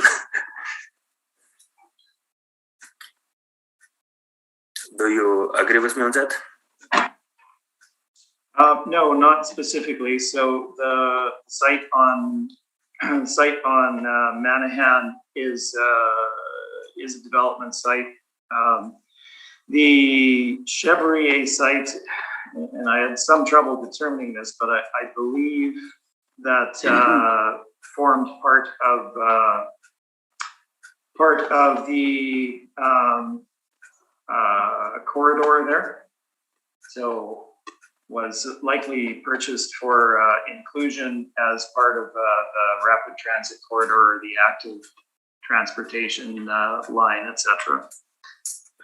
So not the greatest comp, but it is in that industrial area and is of an appropriate size, and in normal circumstances it would be developed as industrial. And one more question, Trevor. The sales that are older, for example, 2014, 2016, would you time adjust those sales? And if you would, which way would you time adjust it, up or down? Well, certainly we would look at the date of sale as far as, pardon me, as far as the appropriate value for the subject property. And in our market, at as of the date of sale, yes, there would be an upward adjustment, all other things being equal, in terms of size, zoning, similar locations, etc. There would be an upward adjustment, yes. That's all I have. Thank you very much. Thank you, Ron. I have none, Mr. Chairman. Robert? Just a question on the Chevrier comparable number 2. Is zone A? Yes. Does that affect its value at all, being zone A? That's an interesting transaction, and yes, typically agricultural land will go for less. Now, if I can get you to flip to the location of it on page number 10 of my brief there. You're in the Fort Garry industrial area. This particular parcel is just on what was the other side. On the other side of the tracks there, former tracks. Close to that transit corridor? I believe that it was purchased as part of the transit corridor. So the reason for including it is that in a normal course of action, absent the city developing the transit corridor there, that would be developed as an industrial parcel. Now it appears, and I wasn't able to 100% confirm this, but it appears to have been included as part of that transit corridor. So it's not my best comparable. I don't want to focus on that one. I think I included it because of the size, what its normal use would be, and the location of it as an industrial location. What do you think the best comparable is? Well, I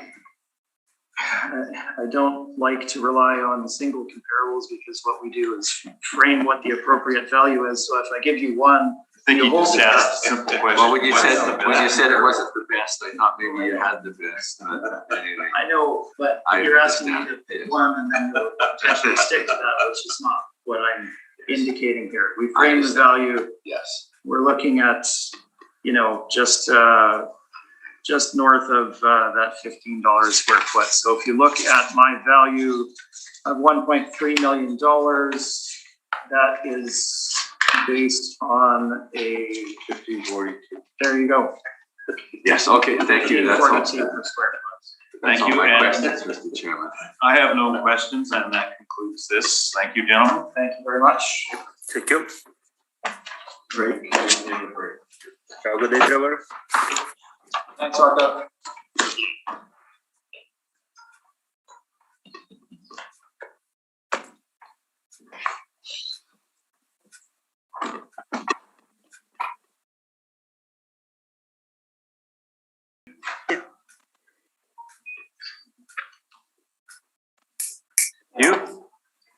We'll reconvene the meeting. The next property on the brief is 10 Royal Mint Drive. And it's for 2021 and 2022 roll years. Arca, you can proceed.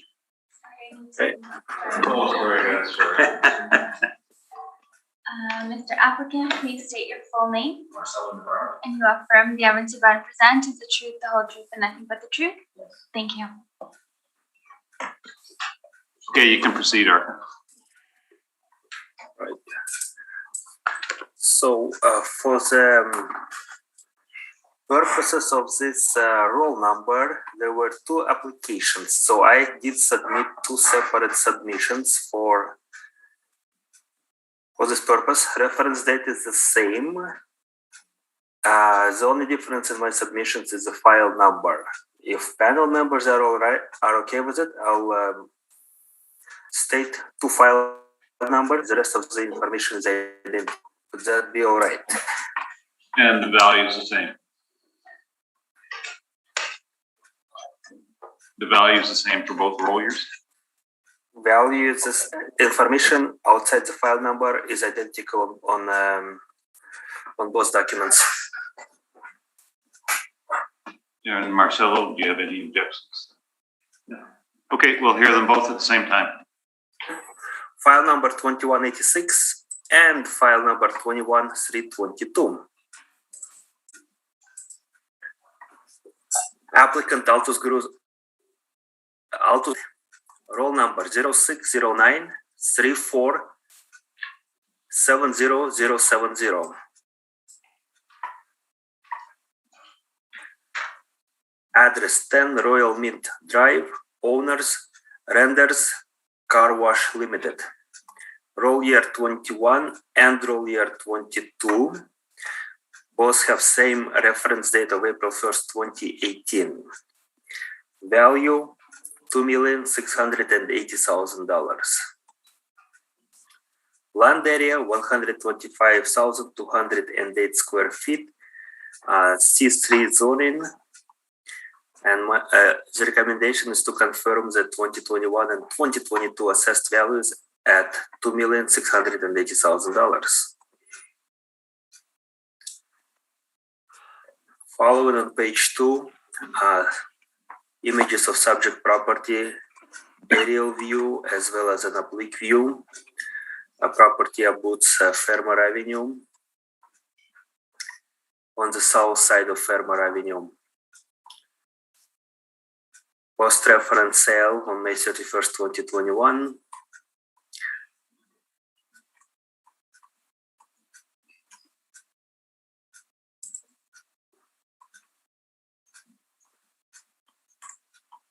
All right, page 4. Page 4 provides a valuation summary of subject property as well as the comparable sales being used to support the value. Property is valued at $2,680,000 using an assessed value of $21.40 per square foot. Okay, subject property located in Southland Park, and the 4 comparables being used are in the vicinity of Southland Park area. Comparable number 1 is in Stockyards, 740 Archibald Street. Sold on June 18th, 2015 for $1,330,000. Land size is 68,828 square feet. And my apologies, I don't know what happened with that column, but that bottom number should be the ending number of the top number. So zone CMU sold at $19.32 per square foot. And I did provide time adjusted sale price as an extra column using the same pair sales analysis as discussed before, and the pair sales analysis are also on the following page. Okay, comparable number 2 is 980 St. Anne's Road. 43,291 square feet, sold at $23.10 per square foot. Sale price $1 million. Comparable number 3 is doesn't have an exact civic address, however, is located on Della Signor Boulevard, and its sale price $700,000. or $16.07 per square foot.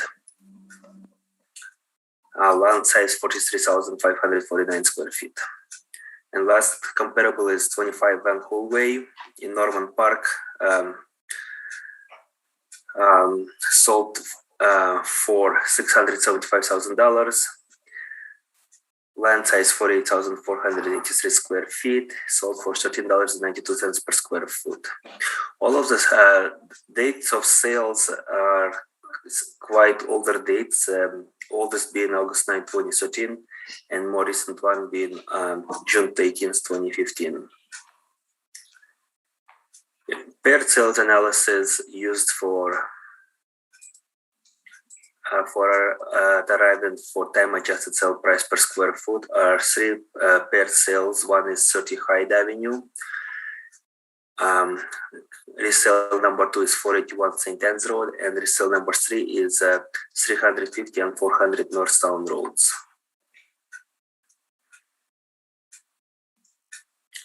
For resale number 1, first sale occurred in November 7, 2016 for $180,000, and resale occurred on July 18, 2017 for $215,000.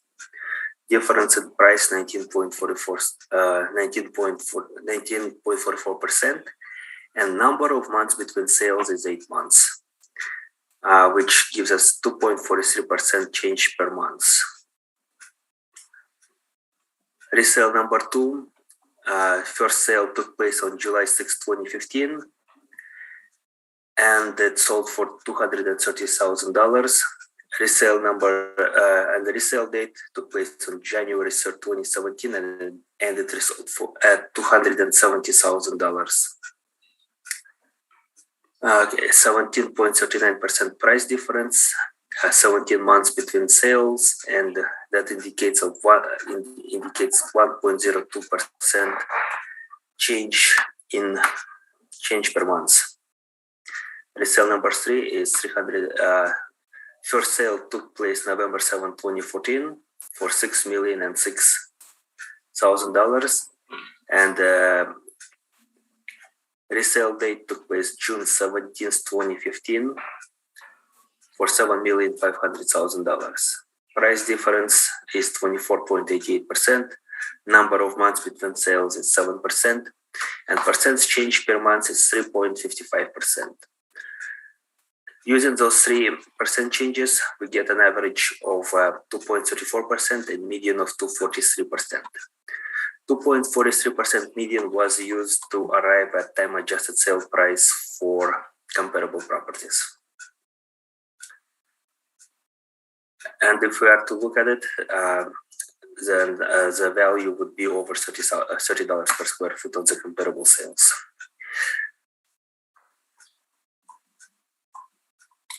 Page number 8 provides comparable property aerial view of the comparable properties.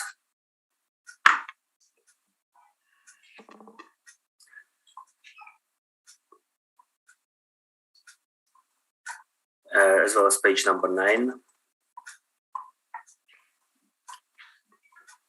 And page number 10 provides vicinity of the comparable properties used from the subject property. So subject property is indicated with a red dot, which is 10 Royal Mint Drive. Comparable number 1 would be slightly northwest of subject property at 740 Archibald. And other comparables would be southwest of the subject property. That's all I have. Thank you very much. Thank you. Marcelo, any questions? Yes. In terms of your time adjustments on page 5, are any of your time adjustments relative in size to the subject? Okay. Well, subject property is 125,000 square feet rounded, and the time adjustments being used are, well, significantly smaller or significantly larger. So as far as exact time adjustment as far as relative to the size, I don't think they are relative to the size. In terms of the location, our subject being basically on the outskirts of the city, are your comparable properties that you've used relative? The comparables of the focus of my comparable properties wasn't to use the outskirts of the city. However, to use properties within the vicinity closer to the subject property. Okay, so you're talking about on the other side of the river compared. Yeah, so I didn't look. I guess I did not look for the properties around the perimeter, either directions of whether that be north, south, or west. No, I just try to stay closer to the subject property.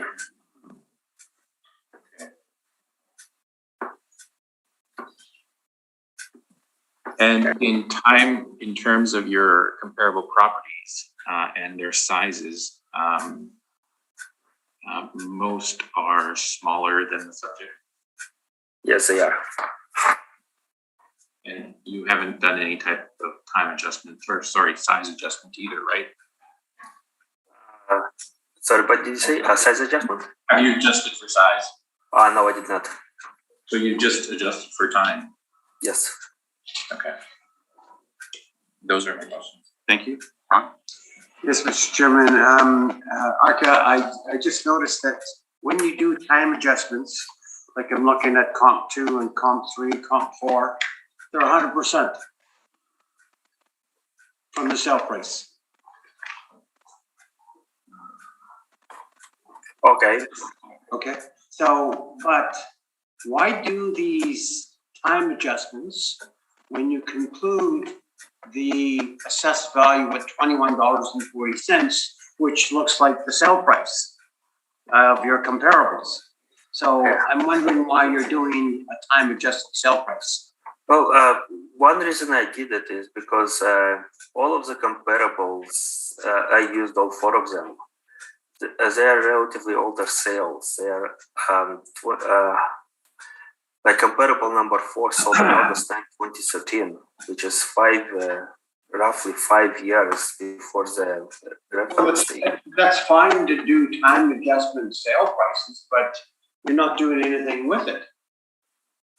Oh, I said no.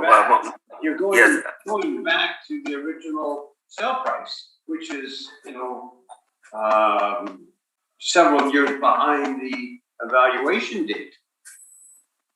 So I don't know, why you're in here. No, the purpose of the time adjusted fair sales analysis and yeah, but you're not doing anything with the time adjusted sale price, as far as I can figure out.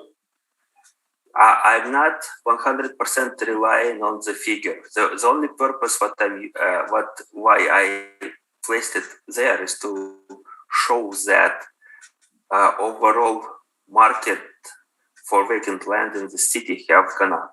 And if we are to consider any comparable sales, we have to take that into consideration, that property that sold in 2014 or 2015 on reference date would have sold for higher amount. And as the applicant raised the question about land size, have you done anything in regards to the adjustment for land size? Because it's, considerably bigger than all the comparables. So what have you concluded for the comparables inferior, probably size, compared to the subject? Well, subject property is larger in size. Subject property puts Fermor Avenue, which is Trans-Canada Highway, which so all of the location of subject property is highly desirable. Comparables would be on a would have an inferior position based on the traffic, based on the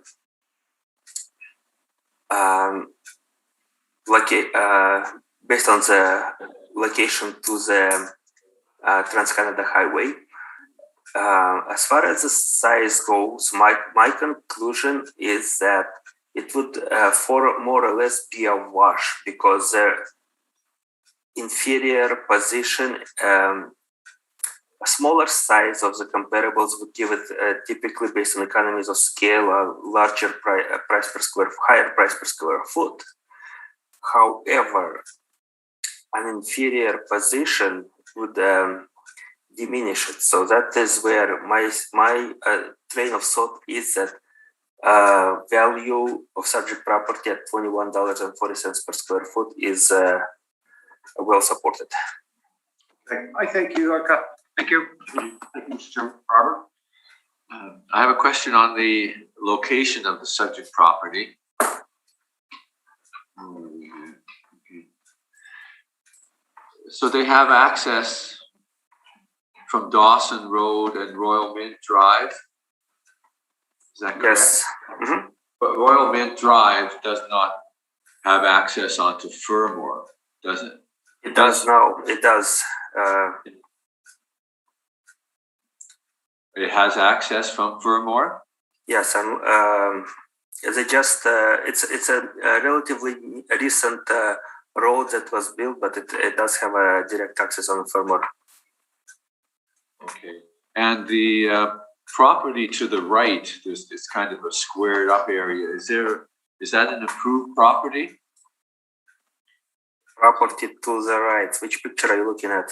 Just give me a second. To the east of the subject. Okay, so property to the east of the subject. And your question was if that was an approved property? Yeah, I wonder if that's just parking or... Well, it has its own roll number. Property to the right has the same zoning as subject property. So property to the east, actually. So so property to the east of subject property has its own roll number. Subject to the east of the subject property has the same zoning as the subject property.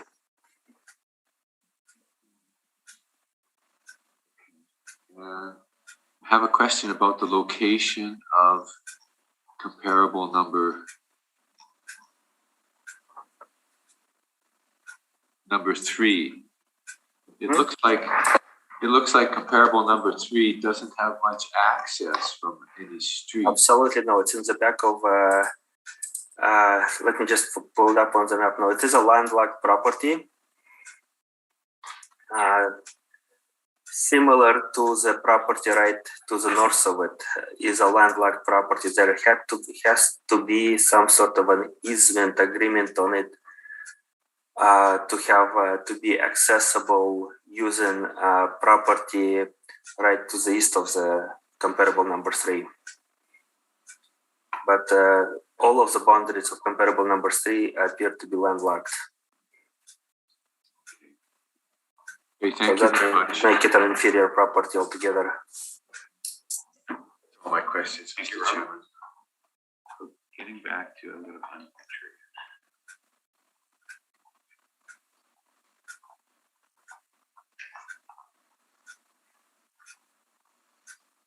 So if you go to page 2, and this continues with Robert's questions. The property next to the subject property looks like it has access to Furmore and in 2 spots, but it doesn't look like there's a building there. Okay, so property, page number 2, the bottom picture, is that correct? Or the top picture? Well, it's the one right to the east of the property, subject property. Okay, so we're talking about properties that appear a resemblance of a parking lot, paved parking lot. Is that correct? Or was it an old building a location of an old building that was torn down? If it wasn't any time recently. It I can take a quick look at it. But to my knowledge, that was there for a long time. It was vacant for a long time.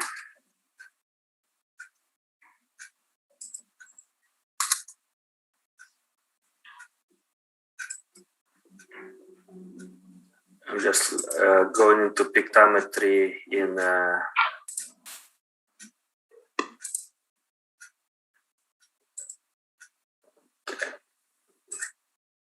so there was a building, I believe back in 2007, but whatever was there was torn down and it was vacant since 2009 based on pictometry. Okay, thank you. That's my only question. Marcello? Yeah. Okay, this is Reindeer's Car Wash Limited and located at 10 Royal Mint. This is 2.9 acre parcel or 126,324 square feet. Classified as VCOM or vacant commercial land with C3 zoning on it. And the current assessment is $2,680,000. We are asking for an assessment of $1,482,000. Subject site is an irregular shaped parcel, vacant, east of Leisure Modier Boulevard on the south side of Fermor. Surrounding land uses are predominantly industrial, retail, and residential. The parcel is approximately 2.9 acres in zone C3 and is fully serviced at this point. In terms of highest and best use, it's continued use as a big commercial parcel. The direct sales comparison approach is how we approach the valuation on this property. On page 5, you can see my comparables, index 1s through 7. The first comparable is 0 Pembina Highway, and if we turn to the next page, we can go over these ones one by one. So index 1, again, is 0 Pembina Highway, on Pembina Highway, south of the perimeter highway, access from Pembina Highway going north in terms of comparability to this parcel. It has a lot in common with the subject. It is on the outskirts of the city, one directional access and commercial zoning. Index 2 is located on Portage Avenue, just east of the perimeter highway. Access is from Pembina Highway. Access is from Portage Avenue,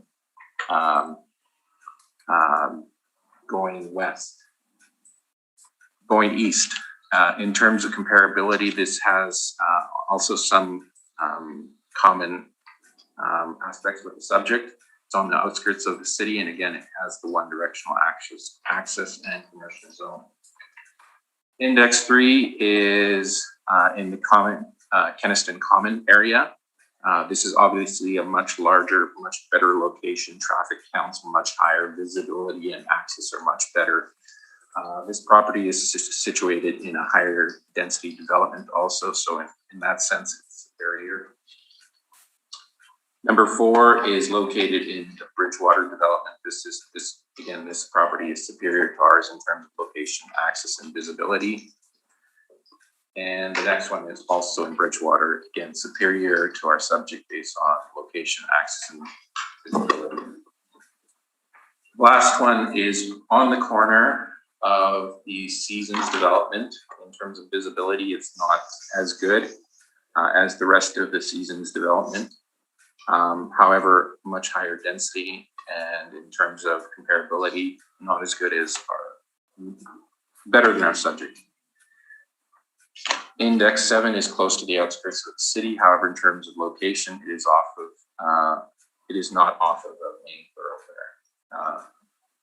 So this is on Templeton. Again, you can see McPhillips Street. Again, it is approaching the outskirts of the city, but in terms of visibility, I would say that ours is more visible simply because it's right on the number 1 highway.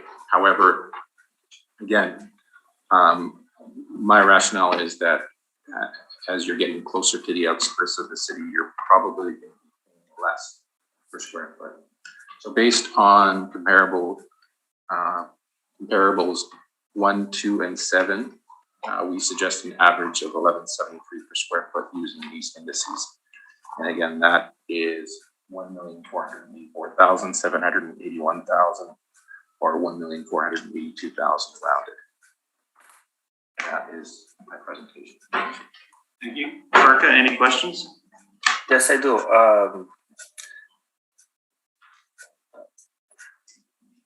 I just, okay, that was comparable. I believe it was comparable number 2 on Portage. So I'm just trying to scroll to the right page here. Okay.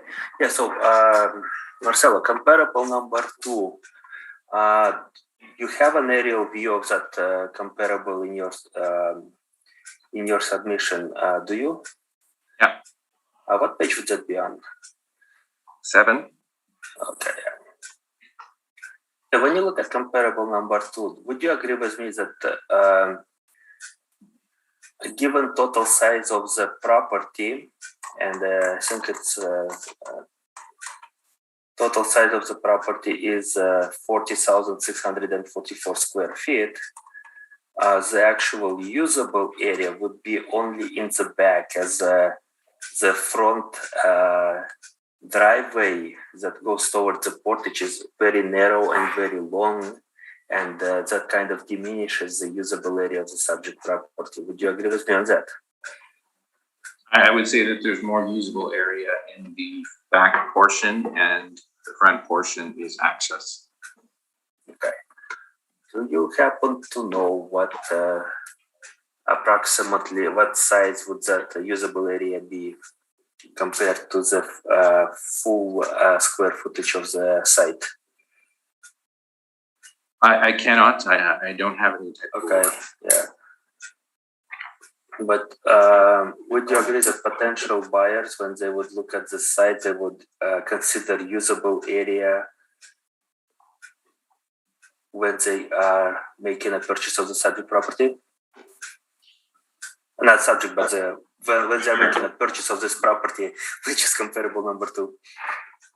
Sure. I mean, they would consider how much usable area they have, and they would consider access.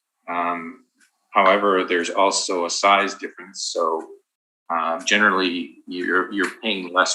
You're paying more per square foot on a smaller parcel than you are. Yeah, the economies of scale is obviously very prevalent in many cases, and but I did some math, and my math came to be that the price per square foot on comparable to using only usable area would be about $25 per square foot. Would you have anything to say about it? No, well, we wouldn't value the property on its usable area. We would value it on its size. Okay. All right. And then my other question is, you mentioned comparable. You are relying on comparable 2 and 7, or are you relying on all of them? Yes, 1, 2, and 7. Okay. Let's see.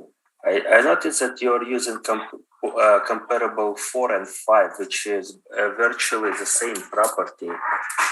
Would you agree that using a later date would be more appropriate, later sales, and putting both sales of the same property together, and then that would affect your averages? Sorry, I didn't catch that. What are you saying? Comparable 4 and 5 is a sale of the same property. Yeah, they are related. They are the same property. I'm sorry. Well, you just said they're related. Okay. Yeah. Okay. So would using a later sale would be more appropriate than using both sales at the same time? Would you agree with me on that? Well, no. They're two separate sales. They are related, but one includes an individual parcel and the other one includes 2 parcels. And we know that there was some planning going ahead when the sale of the second parcel occurred, like the combined parcel. So I think in terms of their comparability with the subject, I don't think there is that much comparability. And I think I commented in my comments on that this area there of North Town is significantly more intense. The location is better. Traffic visibility are all superior compared to a parcel that is on the outskirts of the city, which I'm sure most people have never seen. However, if you drive through North Town Road, you're always going to see these parcels. No, I see. Like North Town Road has significant traffic, as well as Trans Canada Highway has significant traffic as well. Now, excuse me, but are you comparing the two? Excuse me? Are you suggesting that the two are comparable? I would assume, I would suggest that traffic-wise, both subject property as well as properties near Center Drive on either side of Keniston in Bridgewater Falls would have similar traffic impact. If not, even Trans Canada Highway may have more more visitor traffic versus just local traffic. So in that way, traffic on Trans Canada is highly significant, and I wouldn't discount that fact. All right, and also Marcelo, again, time adjustment. Comparable number one sold in 2013. If we are to time adjust it, it would have a higher value on April 1st, 2018. Would you agree with me on that? Likely the market would have changed. However, in terms of the time adjustment, I can't give you a time adjustment. I certainly don't have enough carrot sales to suggest what proper adjustment should be in that location. Yeah, but I see. So would you agree that overall land value in Winnipeg area have increased since 2013 to April? I would agree that there would have been some type of increase. However, you're also taking into account a parcel that's half the size of the subject.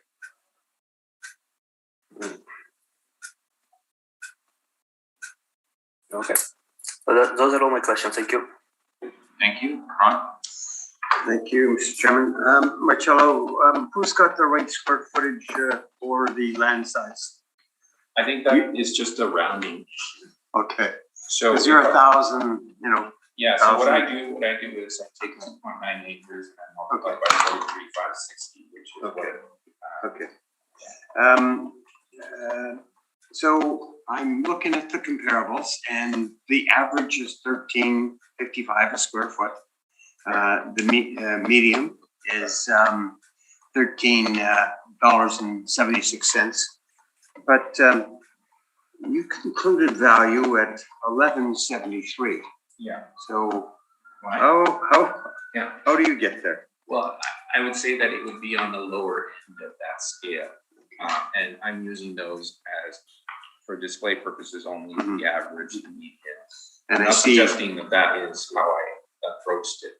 I see that because there are differences in terms of whether this is a better location or inferior location. Our subject is, in my opinion, but you should be around, you know, probably your average, or you're on the low side. Yeah, but look at what I'm comparing it to, though. Okay. I mean, a lot of it is being skewed by those larger. Well, there's only one big one there is 1722. Yeah, 1722. Yeah, 1494. That's so that went out, and you're around the 13. Yeah, that is still a lot lower than the 2140 that it's assessed. All right, I thank you. Thank you. And I have no question. Robert, sorry. How about size adjustments? You made any? I did not make any size adjustments. How about that the Pembina Highway property? It's reasonably close in size, maybe. But to me, that particular place, it doesn't have any other commercial around it. I don't see that as a highly. So put it. And neither does our subject though. That's why I looked at the two. And the Portage Avenue property, it looks like from the photograph, it looks like it's maybe some excess parking for whatever that building is next door. Not something that somebody would buy to develop as a commercial property.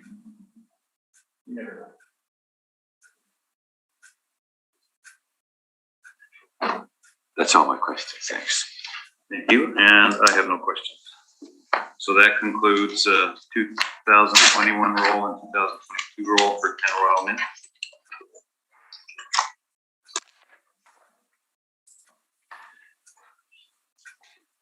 And the next property is roll number 03-093-006680, and there is no street address. Barca, you can proceed. Give me a second, Mr. Chairman. I trying to find the right folder. Okay. All right, so we are the roll number was last four digits of 6880, right?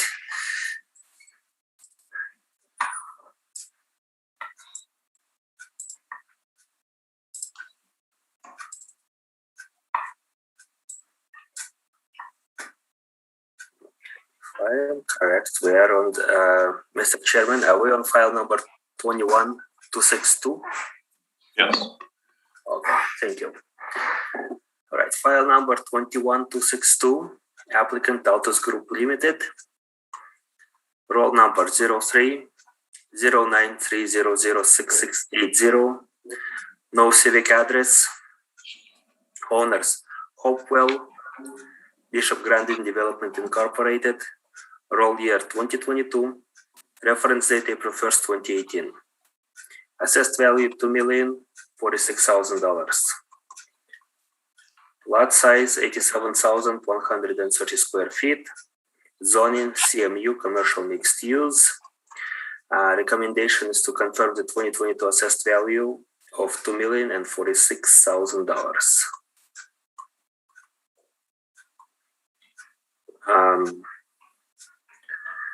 Okay, page 2, right? Yeah, page 2 is aerial and oblique view of subject property. So subject property is a newly subdivided parcels in the south of Scottsfield, southwest of intersection of Scottsfield and Newmarket off of Kenniston.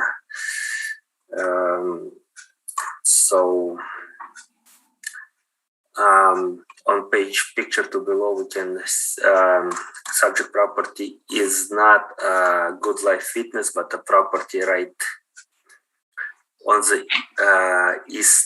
on the west side, on the left side of the driveway. So it is a vacant land, and on page 4, I have subject property valuation summary as well as vacant land comparable sales. So valuation summary values this property at $23.48 per square foot, arriving at $2,046,000. Comparables are, so I have 5 comparables, 700 Sterling Line Parkway, which sold at $22.95 per square foot on February of 2018. 495 Sterling Line Parkway sold on April of 2016 at $23.80 per square foot. Property on Kenniston in Tuxedo Industrial, comparable number 3, sold for $28.62 per square foot. 485 Sterling Line Parkway sold for $28.72 per square foot on July of 2015, and comparable 3 sold in January of 2016. And 400 North Town Road, as a most recent sale of June 17, 2015, sold at $17.22 per square foot. So sale prices average $24.26 and median is $23.18.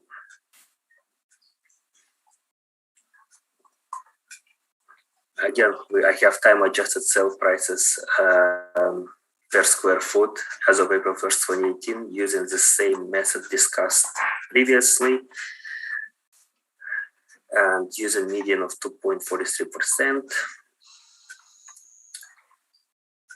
And we have in addenda, starting on page number 8, have aerial view of comparable sales. So comparable sales, number 1 is 700 Sterling Line Parkway. It is, I believe it's being developed as a hotel, and it's located on Sterling Line Parkway, just north of, I believe it is a Cabela, just north of Cabela site. For comparable to 495 Sterling Line Parkway is a development on Keniston, just yes, in the same development as a Four Seasons Mall, right east of it. Okay, and I am frozen. Okay, no, I'm not frozen. It's scrolling again. So comparable number 3, Keniston Boulevard. Again, vacant land at the time of the snapshot in the vicinity of intersection of Sterling Line Parkway and Keniston.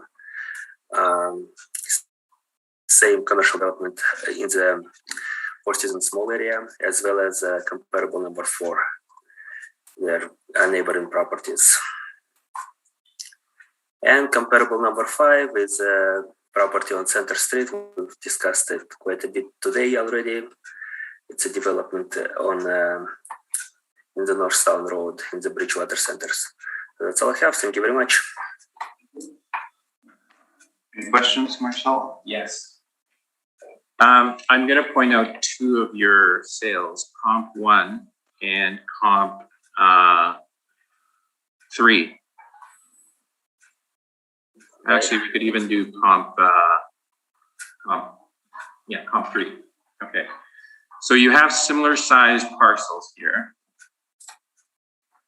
The areas are relatively close. One is on Keniston and one is on Sterling Line. But in terms of the first one, the sale is occurring close to the reference date, correct? Which one? For comp 1 in February? Yeah. Mm-hmm. Yes. Okay. Now, if I'm looking at the increase that you've used there in terms of the time adjustment, that's a fairly significant increase. Now, wouldn't the first sale have some say in that? You know, given that it occurred close to the reference date, similar size, Southwest Winnipeg. Okay, I guess Marcel, you are comparing comparable number 1 and comparable number 2. Is that correct? No, I'm looking at number 3. 1 and number 3. Okay, I see.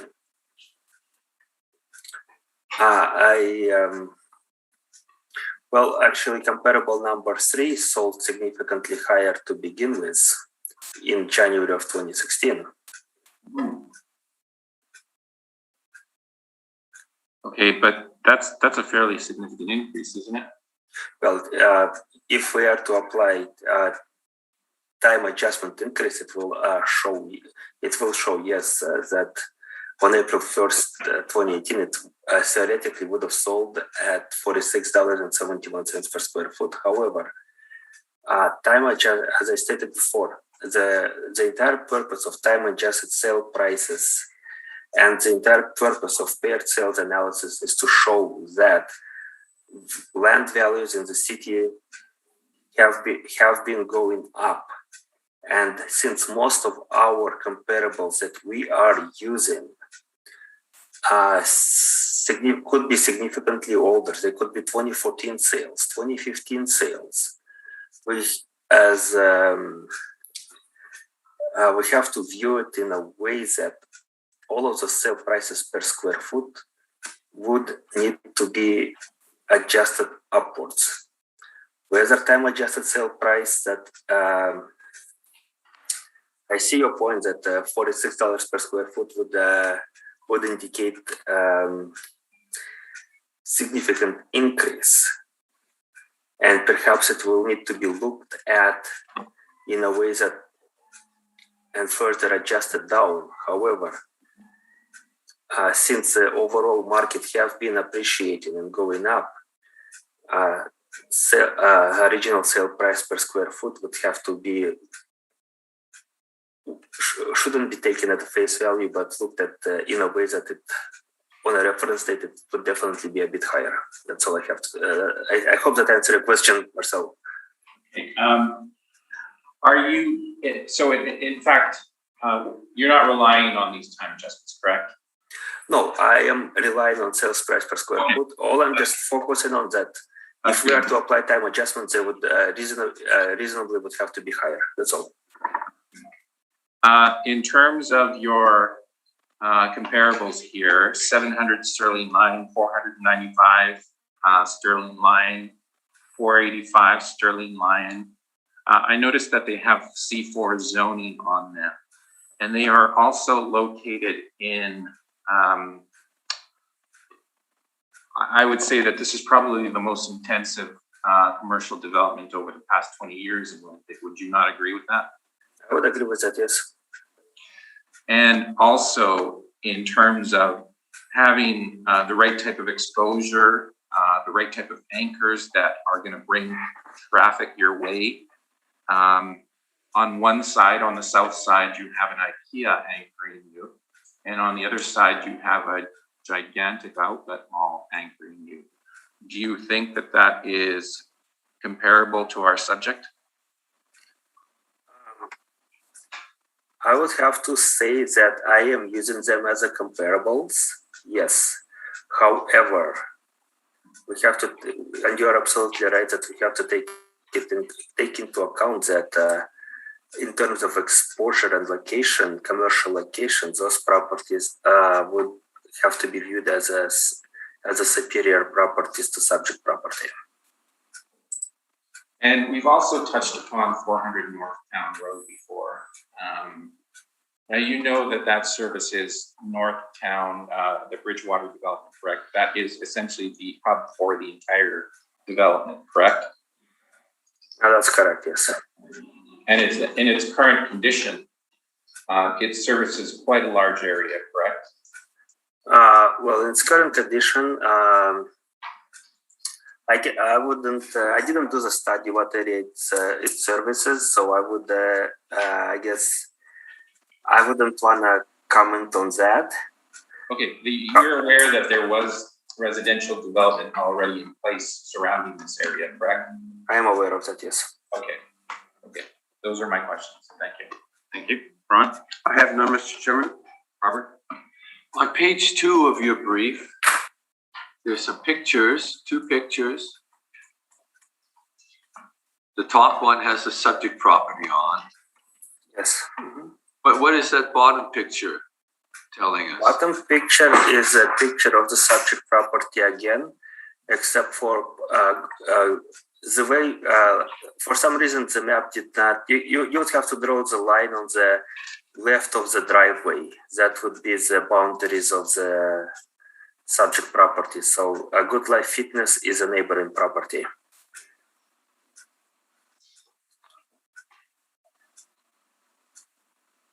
Okay, so that Good Life Fitness was built next door to the subject. Correct. Okay, now I see. That's all my questions, Mr. Chairman. Thank you. Is this site serviced?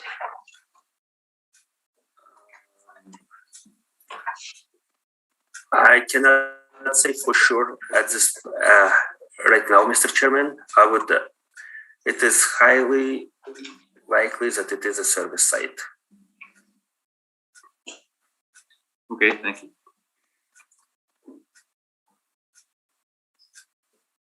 Okay, Marcello, that can start your presentation. Okay, this is Hopewell Bishop Grandin Development Inc.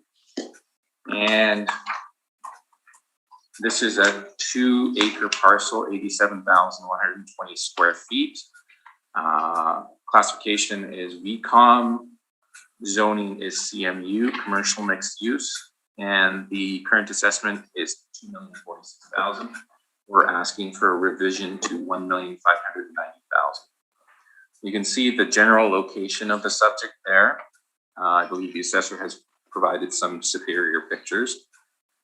So again, this is a rectangular shaped vacant land parcel east of Waverly and adjacent to Bishop Brandon Boulevard. Surrounding land uses are predominantly industrial and retail auto sales. The parcel is approximately 2 acres and is zoned CMU, commercial mixed use. According to the city of Winnipeg, there is no water service, but there is sewer. Highest and best use is believed to be its current use. If you turn to page 5,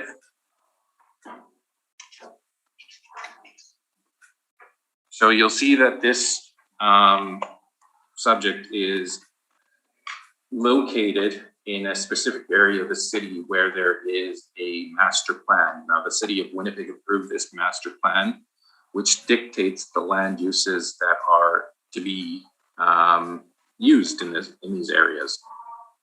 Now, our subject lies in a mixed use area, and what these areas are intended to do is provide employment to people. So bring in people to live and work also, and provide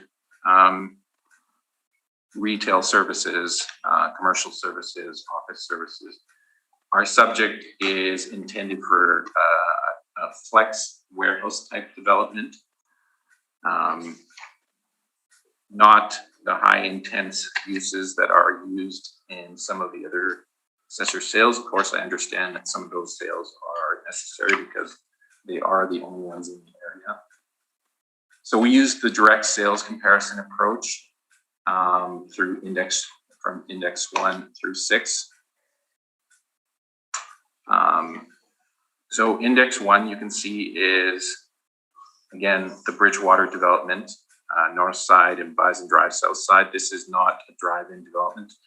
By drive-in, I mean that you need to drive into this development, whereas the north town is more of a town center model, and the ones that are on Sterling Line are more of a,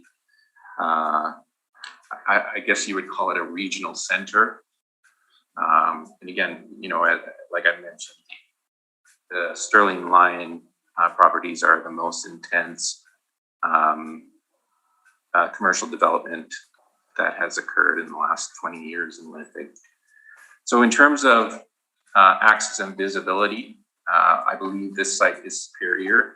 Another factor making this site superior is the fact most of the surrounding area that is residential was largely developed at the time that Index 2 sold.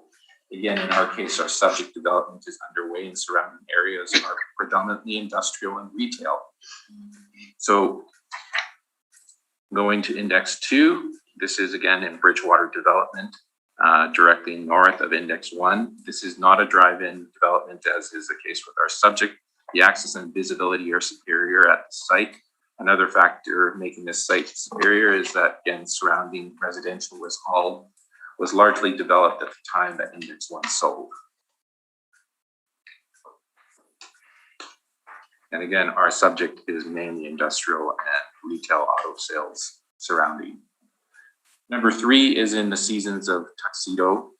I believe the assessor also used this sale. This is the highest density commercial development corridor in the last 20 years in terms of location and visibility. Access is similar to our subject, but again, its association with the Seasons makes this a superior location. Index 4, 5, and 6 are all related sales. These are the subject that moved 400 North Town. Index 4 and 5 and 6 were sold on different dates, but were related sales. Index 4 and 5 were consolidated into one roll that became Index 6. The consolidation increased the parking ratio, allowing for greater density. And as you can see, there is, not that it matters because this was future development, but there was some requirements in terms of what was needed going down the road. And obviously, if you're going to put a 39,000 square foot mall or shopping mall or grocery store, you're going to need adequate parking for it. So there was some motivation to actually amalgamate these two roles.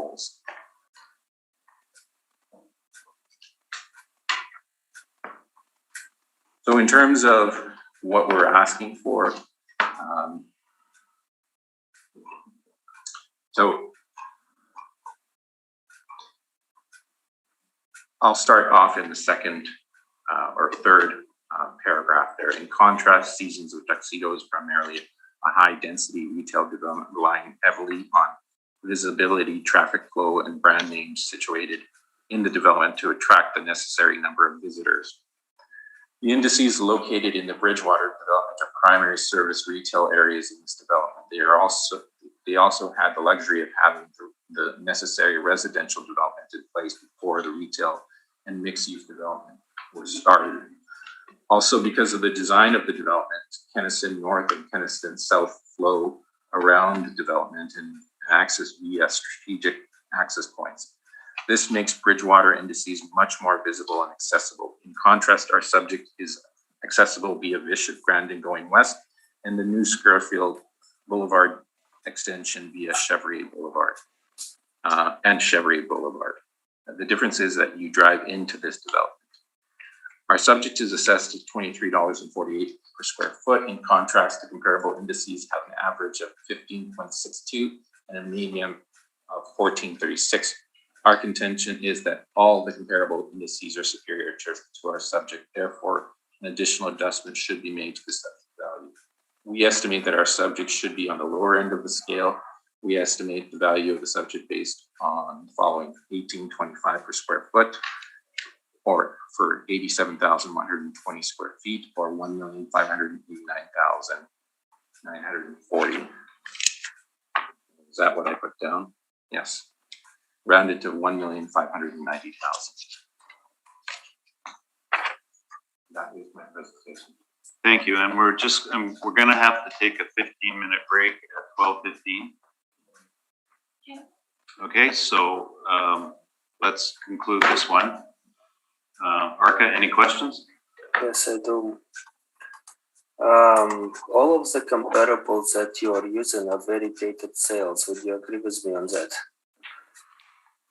I'm sorry, I'm hard of hearing. I didn't catch any of that. All of the comparables that you are using, all 6 of them are dated sales.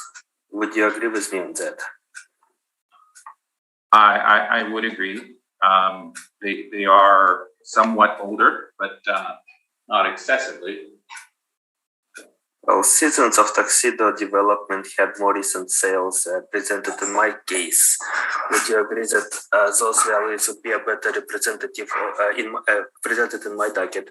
So would you agree with me that those sales would be a better indicator of the current market value?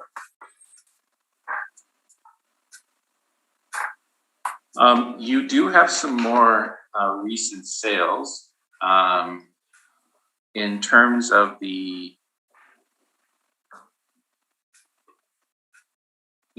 their, I'll use comparable number 4 to highlight this point. Again, this is Seasons. This is C4 zoning, so it's a much more intensive use. And this is what I've tried to stress, is that most of these are zone C4 in your comparable list. So again, we're not talking about the same thing here. The type of development that's going in where the subject is, not that it matters, but there is a master plan governing it. So there's conditions as to what you can actually put in there. Not so much in terms of the Northtown stuff, but in terms of Tuxedo, you have a little bit more luxury in terms of the type of intensification that you can put in there. You're going in there for specific reasons, and you're paying more simply because of the location, the access, the visibility, and the association with the anchors that you have. The only anchor that we have in our subject right now that's physically standing is the Good Life Fitness. And in my opinion, there's just not a comparison between an area that is anchored by a Good Life Fitness versus one that is anchored by an IKEA and like I said, a gigantic outlet mall. Also, the C2 zoning is more closely related to the CMU zoning.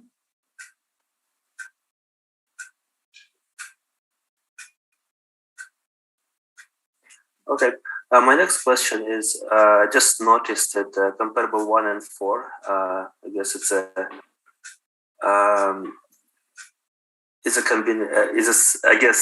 combination of comparable 1 and 4 is the same property as comparable number 6. Would you agree with me on that? Well, I think I've indicated that. Yeah. All right.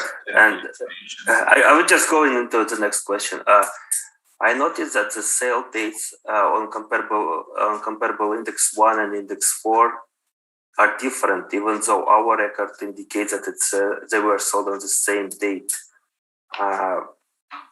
Would you please comment on why your dates are different? I can't. These are taken out of the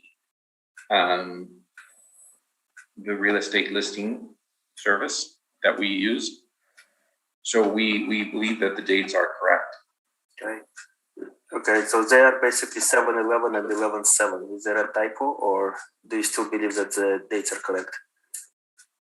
Dates are what they are. I will make no adjustments to the dates.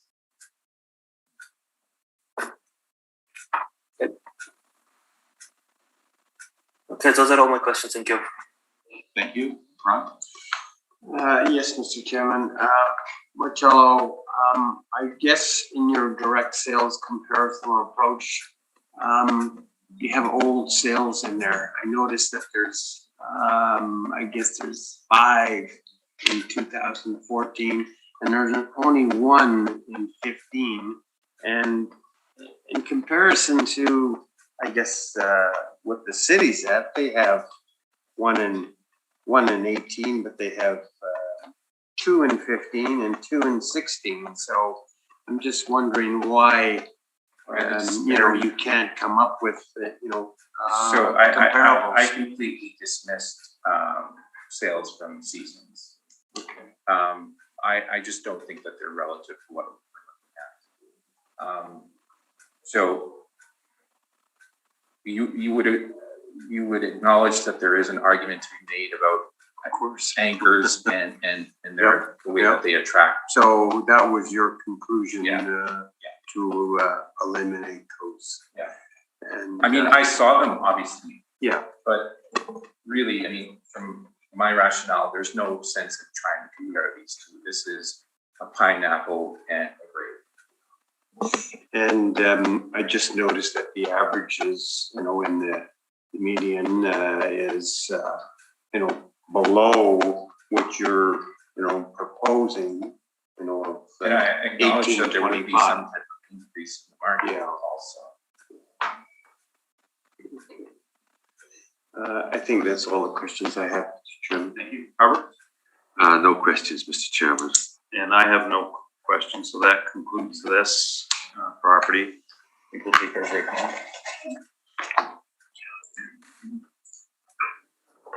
We'll go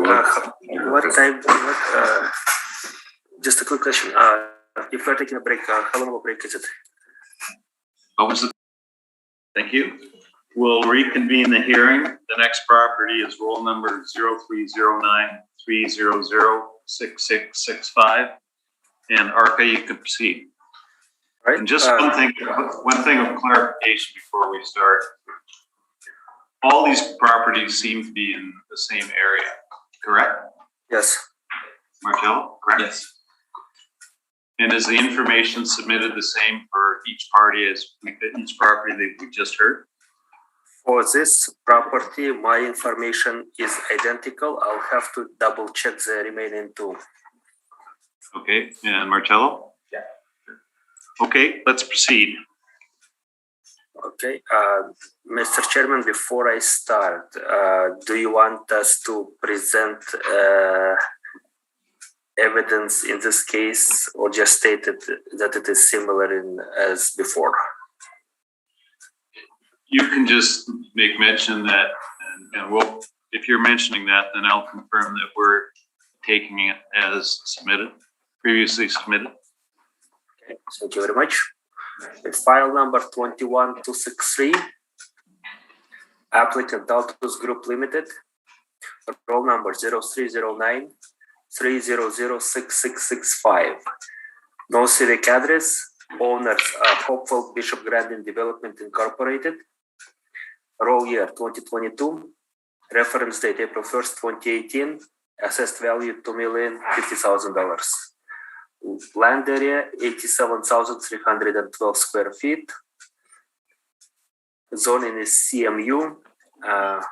I ask the board to confirm the 2022 assessed value of $2,050,000. On page 2, we have aerial view of subject property. It's a parcel. It's a parcel right north of the parcel we just heard previously. It's the parcel is very close in size and location, and almost identical in location. The evidence I'm presenting for this case is very similar as to the property heard previous, and I would ask the board to consider it the way it was presented before. Is it similar or identical? Identical. It is identical to the evidence presented in the case before, and I ask the board to consider the arguments and the evidence the way it was presented in a previous case. If that is the case, I have nothing else to present, nothing more to present. Marcello, do you have any questions? They're similar in size, correct? Than the previous subject property is very similar in size to the one presented before. Okay, that's it. That's my only question. Ron?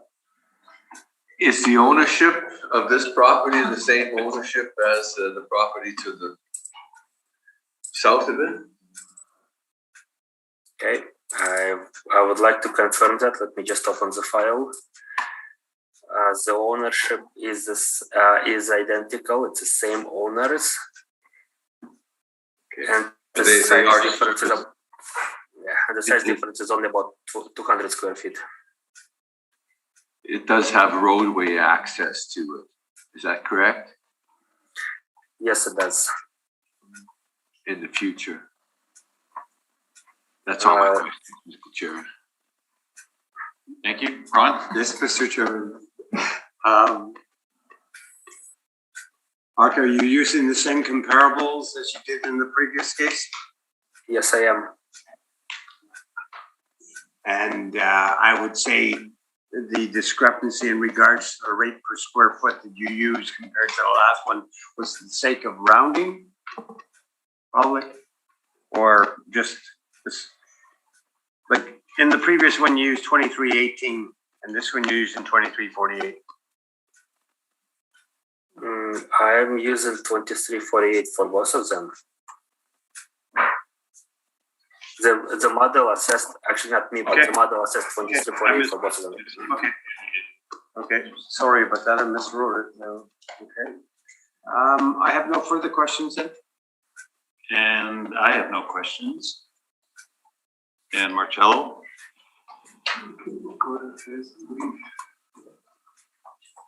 Okay, I only need to point out a few things on this one. Again, this is Hopewell Bishop Grandin Development. As you can see on picture 2, there is I don't know if you would call it a right of way that belongs to the property just above our subject. So that is access for that property. Now, currently, our subject, if we're looking at it from a fee simple perspective, would have to get access into that site from either the property below or the right of way that extends into the property above it. So as you can see right now, there really is no access into this lot. Another thing that you should take into account is that there is a roadway that comes into this development, which is, I believe I mentioned, the Scurfield East extension. So from Waverly they extended Scurfield going into this development.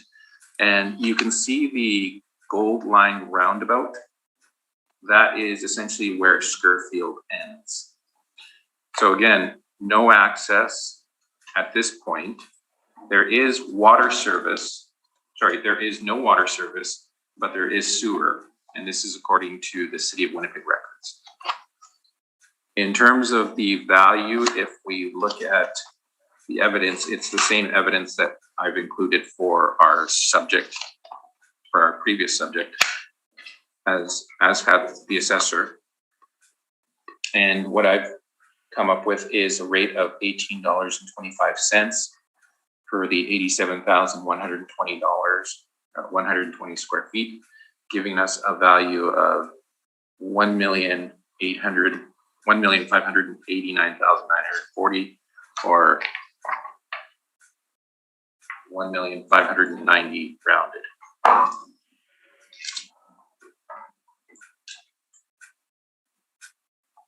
So that is almost a replica of the previous property that we looked at.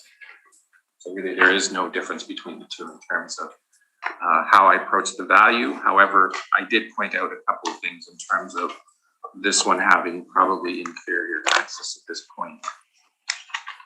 That's my presentation. Thank you. Arca, any questions? I just wanted to comment that the access way that stretches from Scurfield Boulevard to the back of the Good Life Fitness building, I was under assumption that this is access point for the properties, but I'm not gonna. It's not. I've walked into these lots, all of them, and at this point there is no access into it. There is no access from those. Again, those are other properties. So again, if we look at it from a fee simple perspective, you're going to have some type of permission either through a KV or some other instrument to allow you access into this parcel from either the one below or the one above, or maybe even the one beside, which is the Good Life. But either, whatever the reason, whatever the way, you're going to have some type of access that is allowed by one of the adjacent properties. No, that was my only comment. Thank you. Thank you, Ron. Would they think about amalgamating both titles at all, or? So I think they broke them up. Oh, okay. Yeah, I just feel the way. They were at one point consolidated, but they broke them up. But there's no access. So at this point, no. Yeah. And I mean, in talks with the owner, they don't know what they're going to do with this parcel above. There are no plans for it right now. It could be sold. Who knows? But in terms of these two parcels, you're really dependent on the one below, the one beside, or the one above to get you access into this. Is that easily obtainable to get access? Via right away. I assume you could do it before any sale occurs. Okay. And that way, as the developer, you kind of fix it into the. So what effect does that have in regards to value? Yeah, it's something that should be considered. I didn't consider it. I started looking at it from a different perspective and realized that there is no access. Well, here you have two identical lots. And one does have access onto, I mean, they can slice it and open it up to Scurfield, but really you do need access from one of the adjacent properties to get you into. And we're talking quite a bit of value here too. So yes. Mr. Chairman, may I ask one more question, if I may? Sure. Okay. Are you aware that all of those properties abutting subject property to the north, to the south, and to the east are currently the same owner?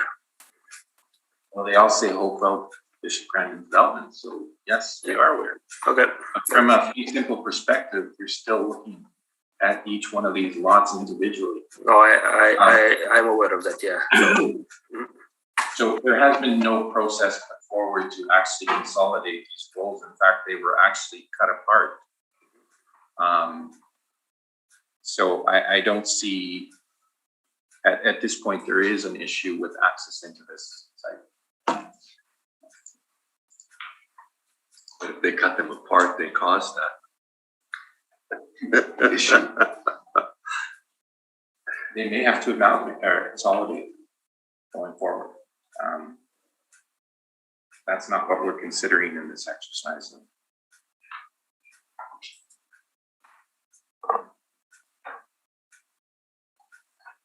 No more questions. No more questions. I'm looking at the photo on page 2.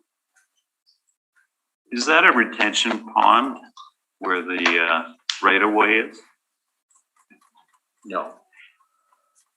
No, I think there may have been something there. The retention ponds are actually east of the, so you see the second roundabout? Yeah.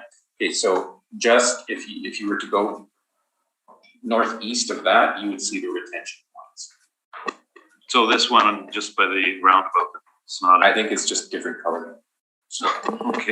if you recall on page, I believe I put it in here. Yeah, on page 6, there was a commentary there about being remediation in this area. So that is likely the contaminated soils that were built up in that area that have to be removed. No further questions, so that concludes this property.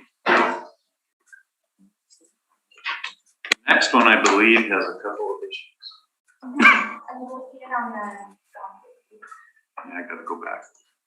No, if you click on that item, Oh, file 21264. oh yeah, okay. Thank you. So this particular property has 2 issues. 1, the amount of assessed value, and 2, classification of the property. And I believe the next one is the same. Are these still at issue, Marcello? No, there is, did we appeal classification? I don't even remember. This is news to me. Sometimes they ticket and Yeah, because it's all in the same area. yeah, there's no difference here. This is just straight commercial mixed use, VCOM land. I'm guessing that may have just been a mistake. Okay, so confirm this. Yeah, there's no issue with classification.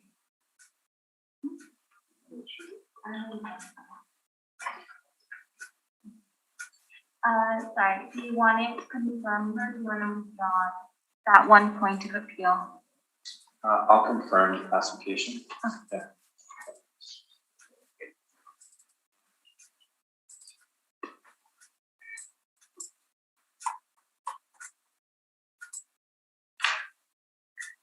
Okay, so the next roll number is 03093005835.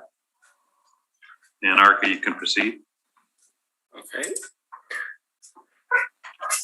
So it is, before I start, so we are only discussing the assessed value of the property. Is that correct, Marcelo? That's correct. Okay. All right, and also I just checked that my comparables are identical comparables to the previous 2 file numbers, to the previous 2 properties we've discussed. And I also noticed one thing. On my presentation, on this particular brief, and I think the next one as well, the paired sales analysis is page is missing. It should have been there, but it is missing. Would the board want me to speak on it, or just considers the same paired sales analysis as was presented before. I guess we'll just take a 5-minute break. Okay, can you hear us? Yes, I can hear you. Thank you.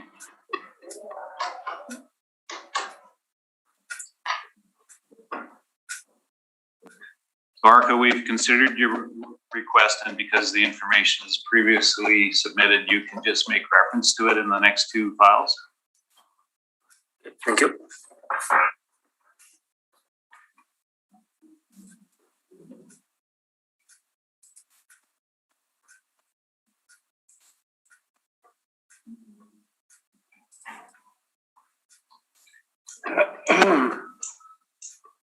Okay.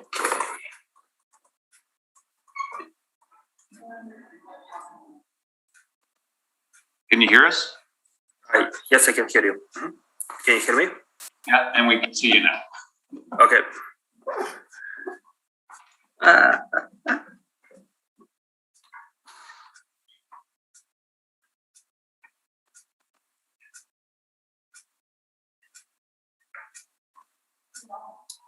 So, I can begin, correct? Yes, please go ahead. Okay. Oh, how come we keep losing?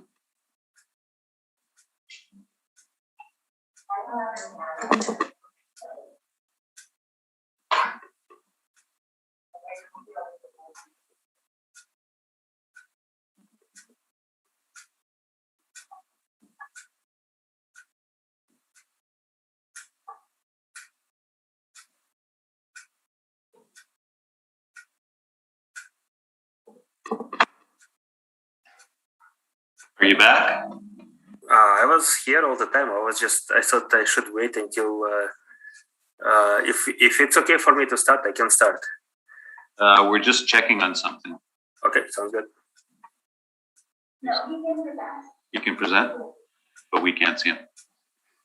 He's there. You won't see him when he speaks. When he Oh, speaks. okay. If he doesn't speak, you won't see him on the screen. Okay, Arca, you can proceed. Okay, sounds good. File number 21264, applicant Altos Group Limited, roll number 0309-3005835. Property does not have civic address. Owners are Hopewell Bishop Grandin Development Incorporated. Roll year 2022, reference date April 1st, 2018. Assessed value $3,260,000. Land area 200,479 square feet, and I ask the board to confirm the 2022 assessed value at $3,260,000.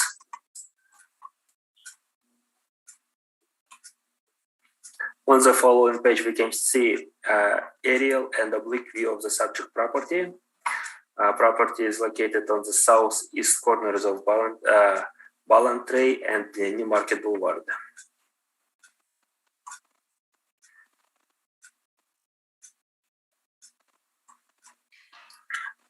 Page 4 provides subject property valuation summary and vacant land sales comparables. Those are so vacant land sales subject property valuation summary calculates assessed value at $16.26 per square foot. Vacant land sales comparables are identical to the ones presented in the previous 2 subject properties, as well as paired sales analysis was presented in the previous comparables, but the page is missing in this brief. So again, just to recap, median change per month 2.43% and average change per month 2.34%. And with that, I am done with my presentation. Actually, yeah, to be followed, then there is the same pictures as in the previous 2 presentations. So that's all I have. Thank you very much. Thank you. Martello, any questions? I don't. Question. Ron? I just have one. Arca, in the previous case, you used $23.48, and this time you're using $16.26, and that is that according to because of the size difference? That's exactly my conclusion, was that the model was taking economies of scale and value and subject property at 16.26 because of its size. So the element in regards to scale, the economy of scale comes into play with this particular property. That is correct. I thank you. Thank you. Robert? No questions, Mr. Chairman. I just have one. So is the economies of scale done on a sliding scale? I cannot answer exactly how the model calculated this particular one.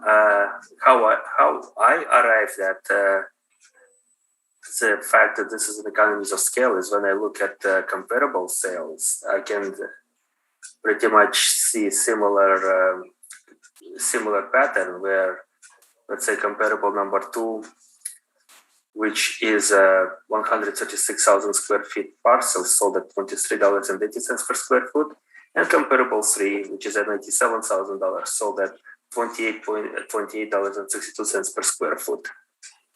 So that's I guess the pattern I saw within the economies of scale.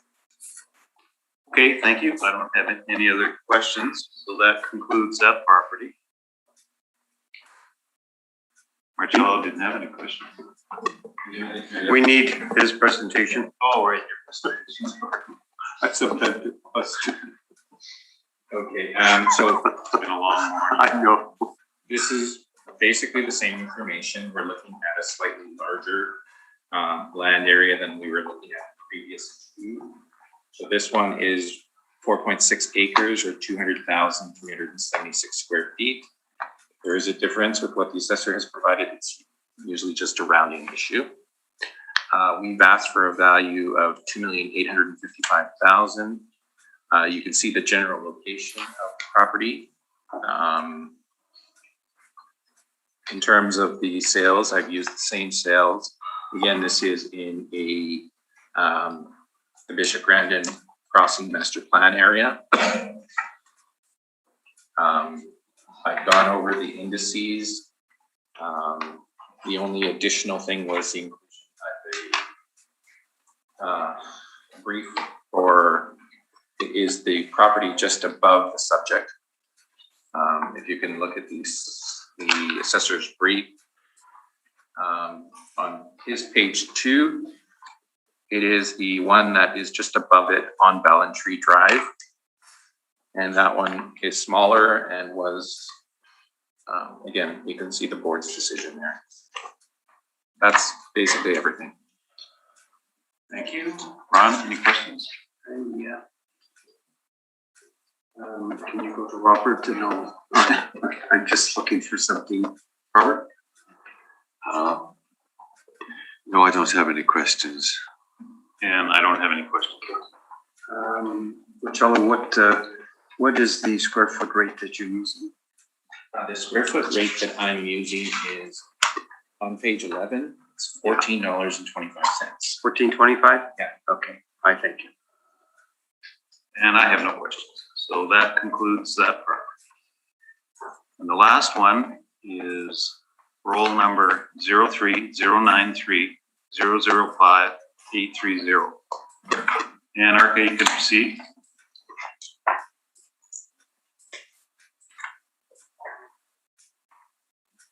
Okay, file number 21265, applicant Altus Group Limited.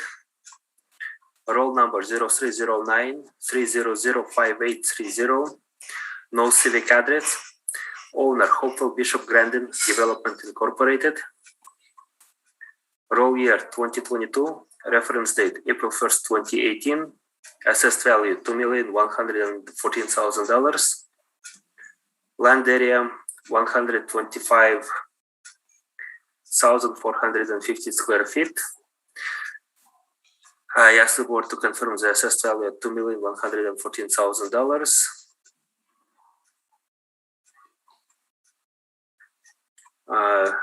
Following page provides aerial and oblique view of subject property.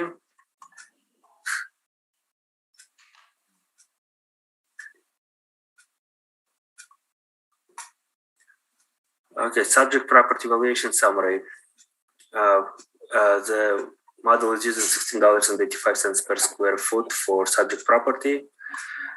I am using as my comparable sales exactly same properties that have been used in the previous three presentations, as well as a time adjustment table that has been used, that is omitted on this brief, but has been used in the previous three presentations with average change per month in a paired sales analysis of 2.34% and median change per month of 2.43%.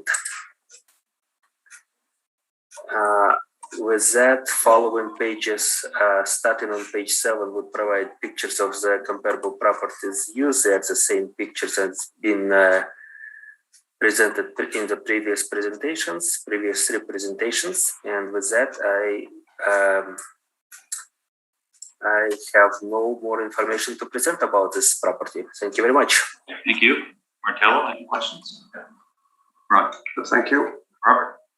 What is the businesses or development at the end of the left-hand side of the subject property? Do you know? Yes. So the left-hand side of the subject property is West. On the bottom picture on your page 2, there's some. That's a gas station, and it's it looks like a Shell Canada gas station. Okay.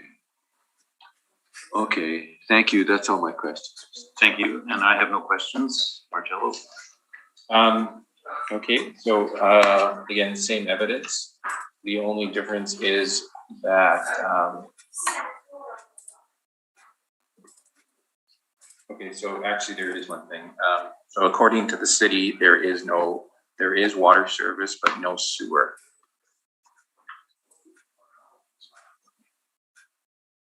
The other ones were different. The other ones were sewer, but no water. This one's Reversed. okay. Well,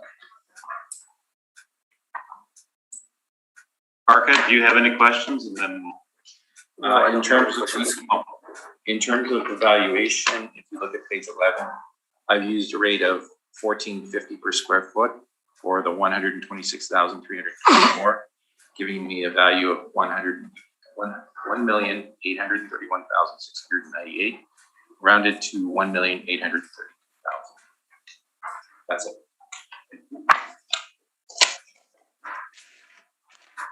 any questions on it? I have none. Robert? Thank you. No questions, Mr. Chair. I just have one comment. I just go back here.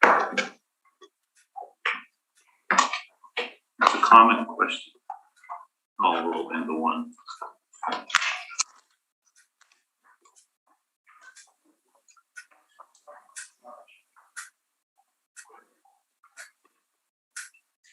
So presumably there's sewer and water extended to what is appearing to be a Shell service station.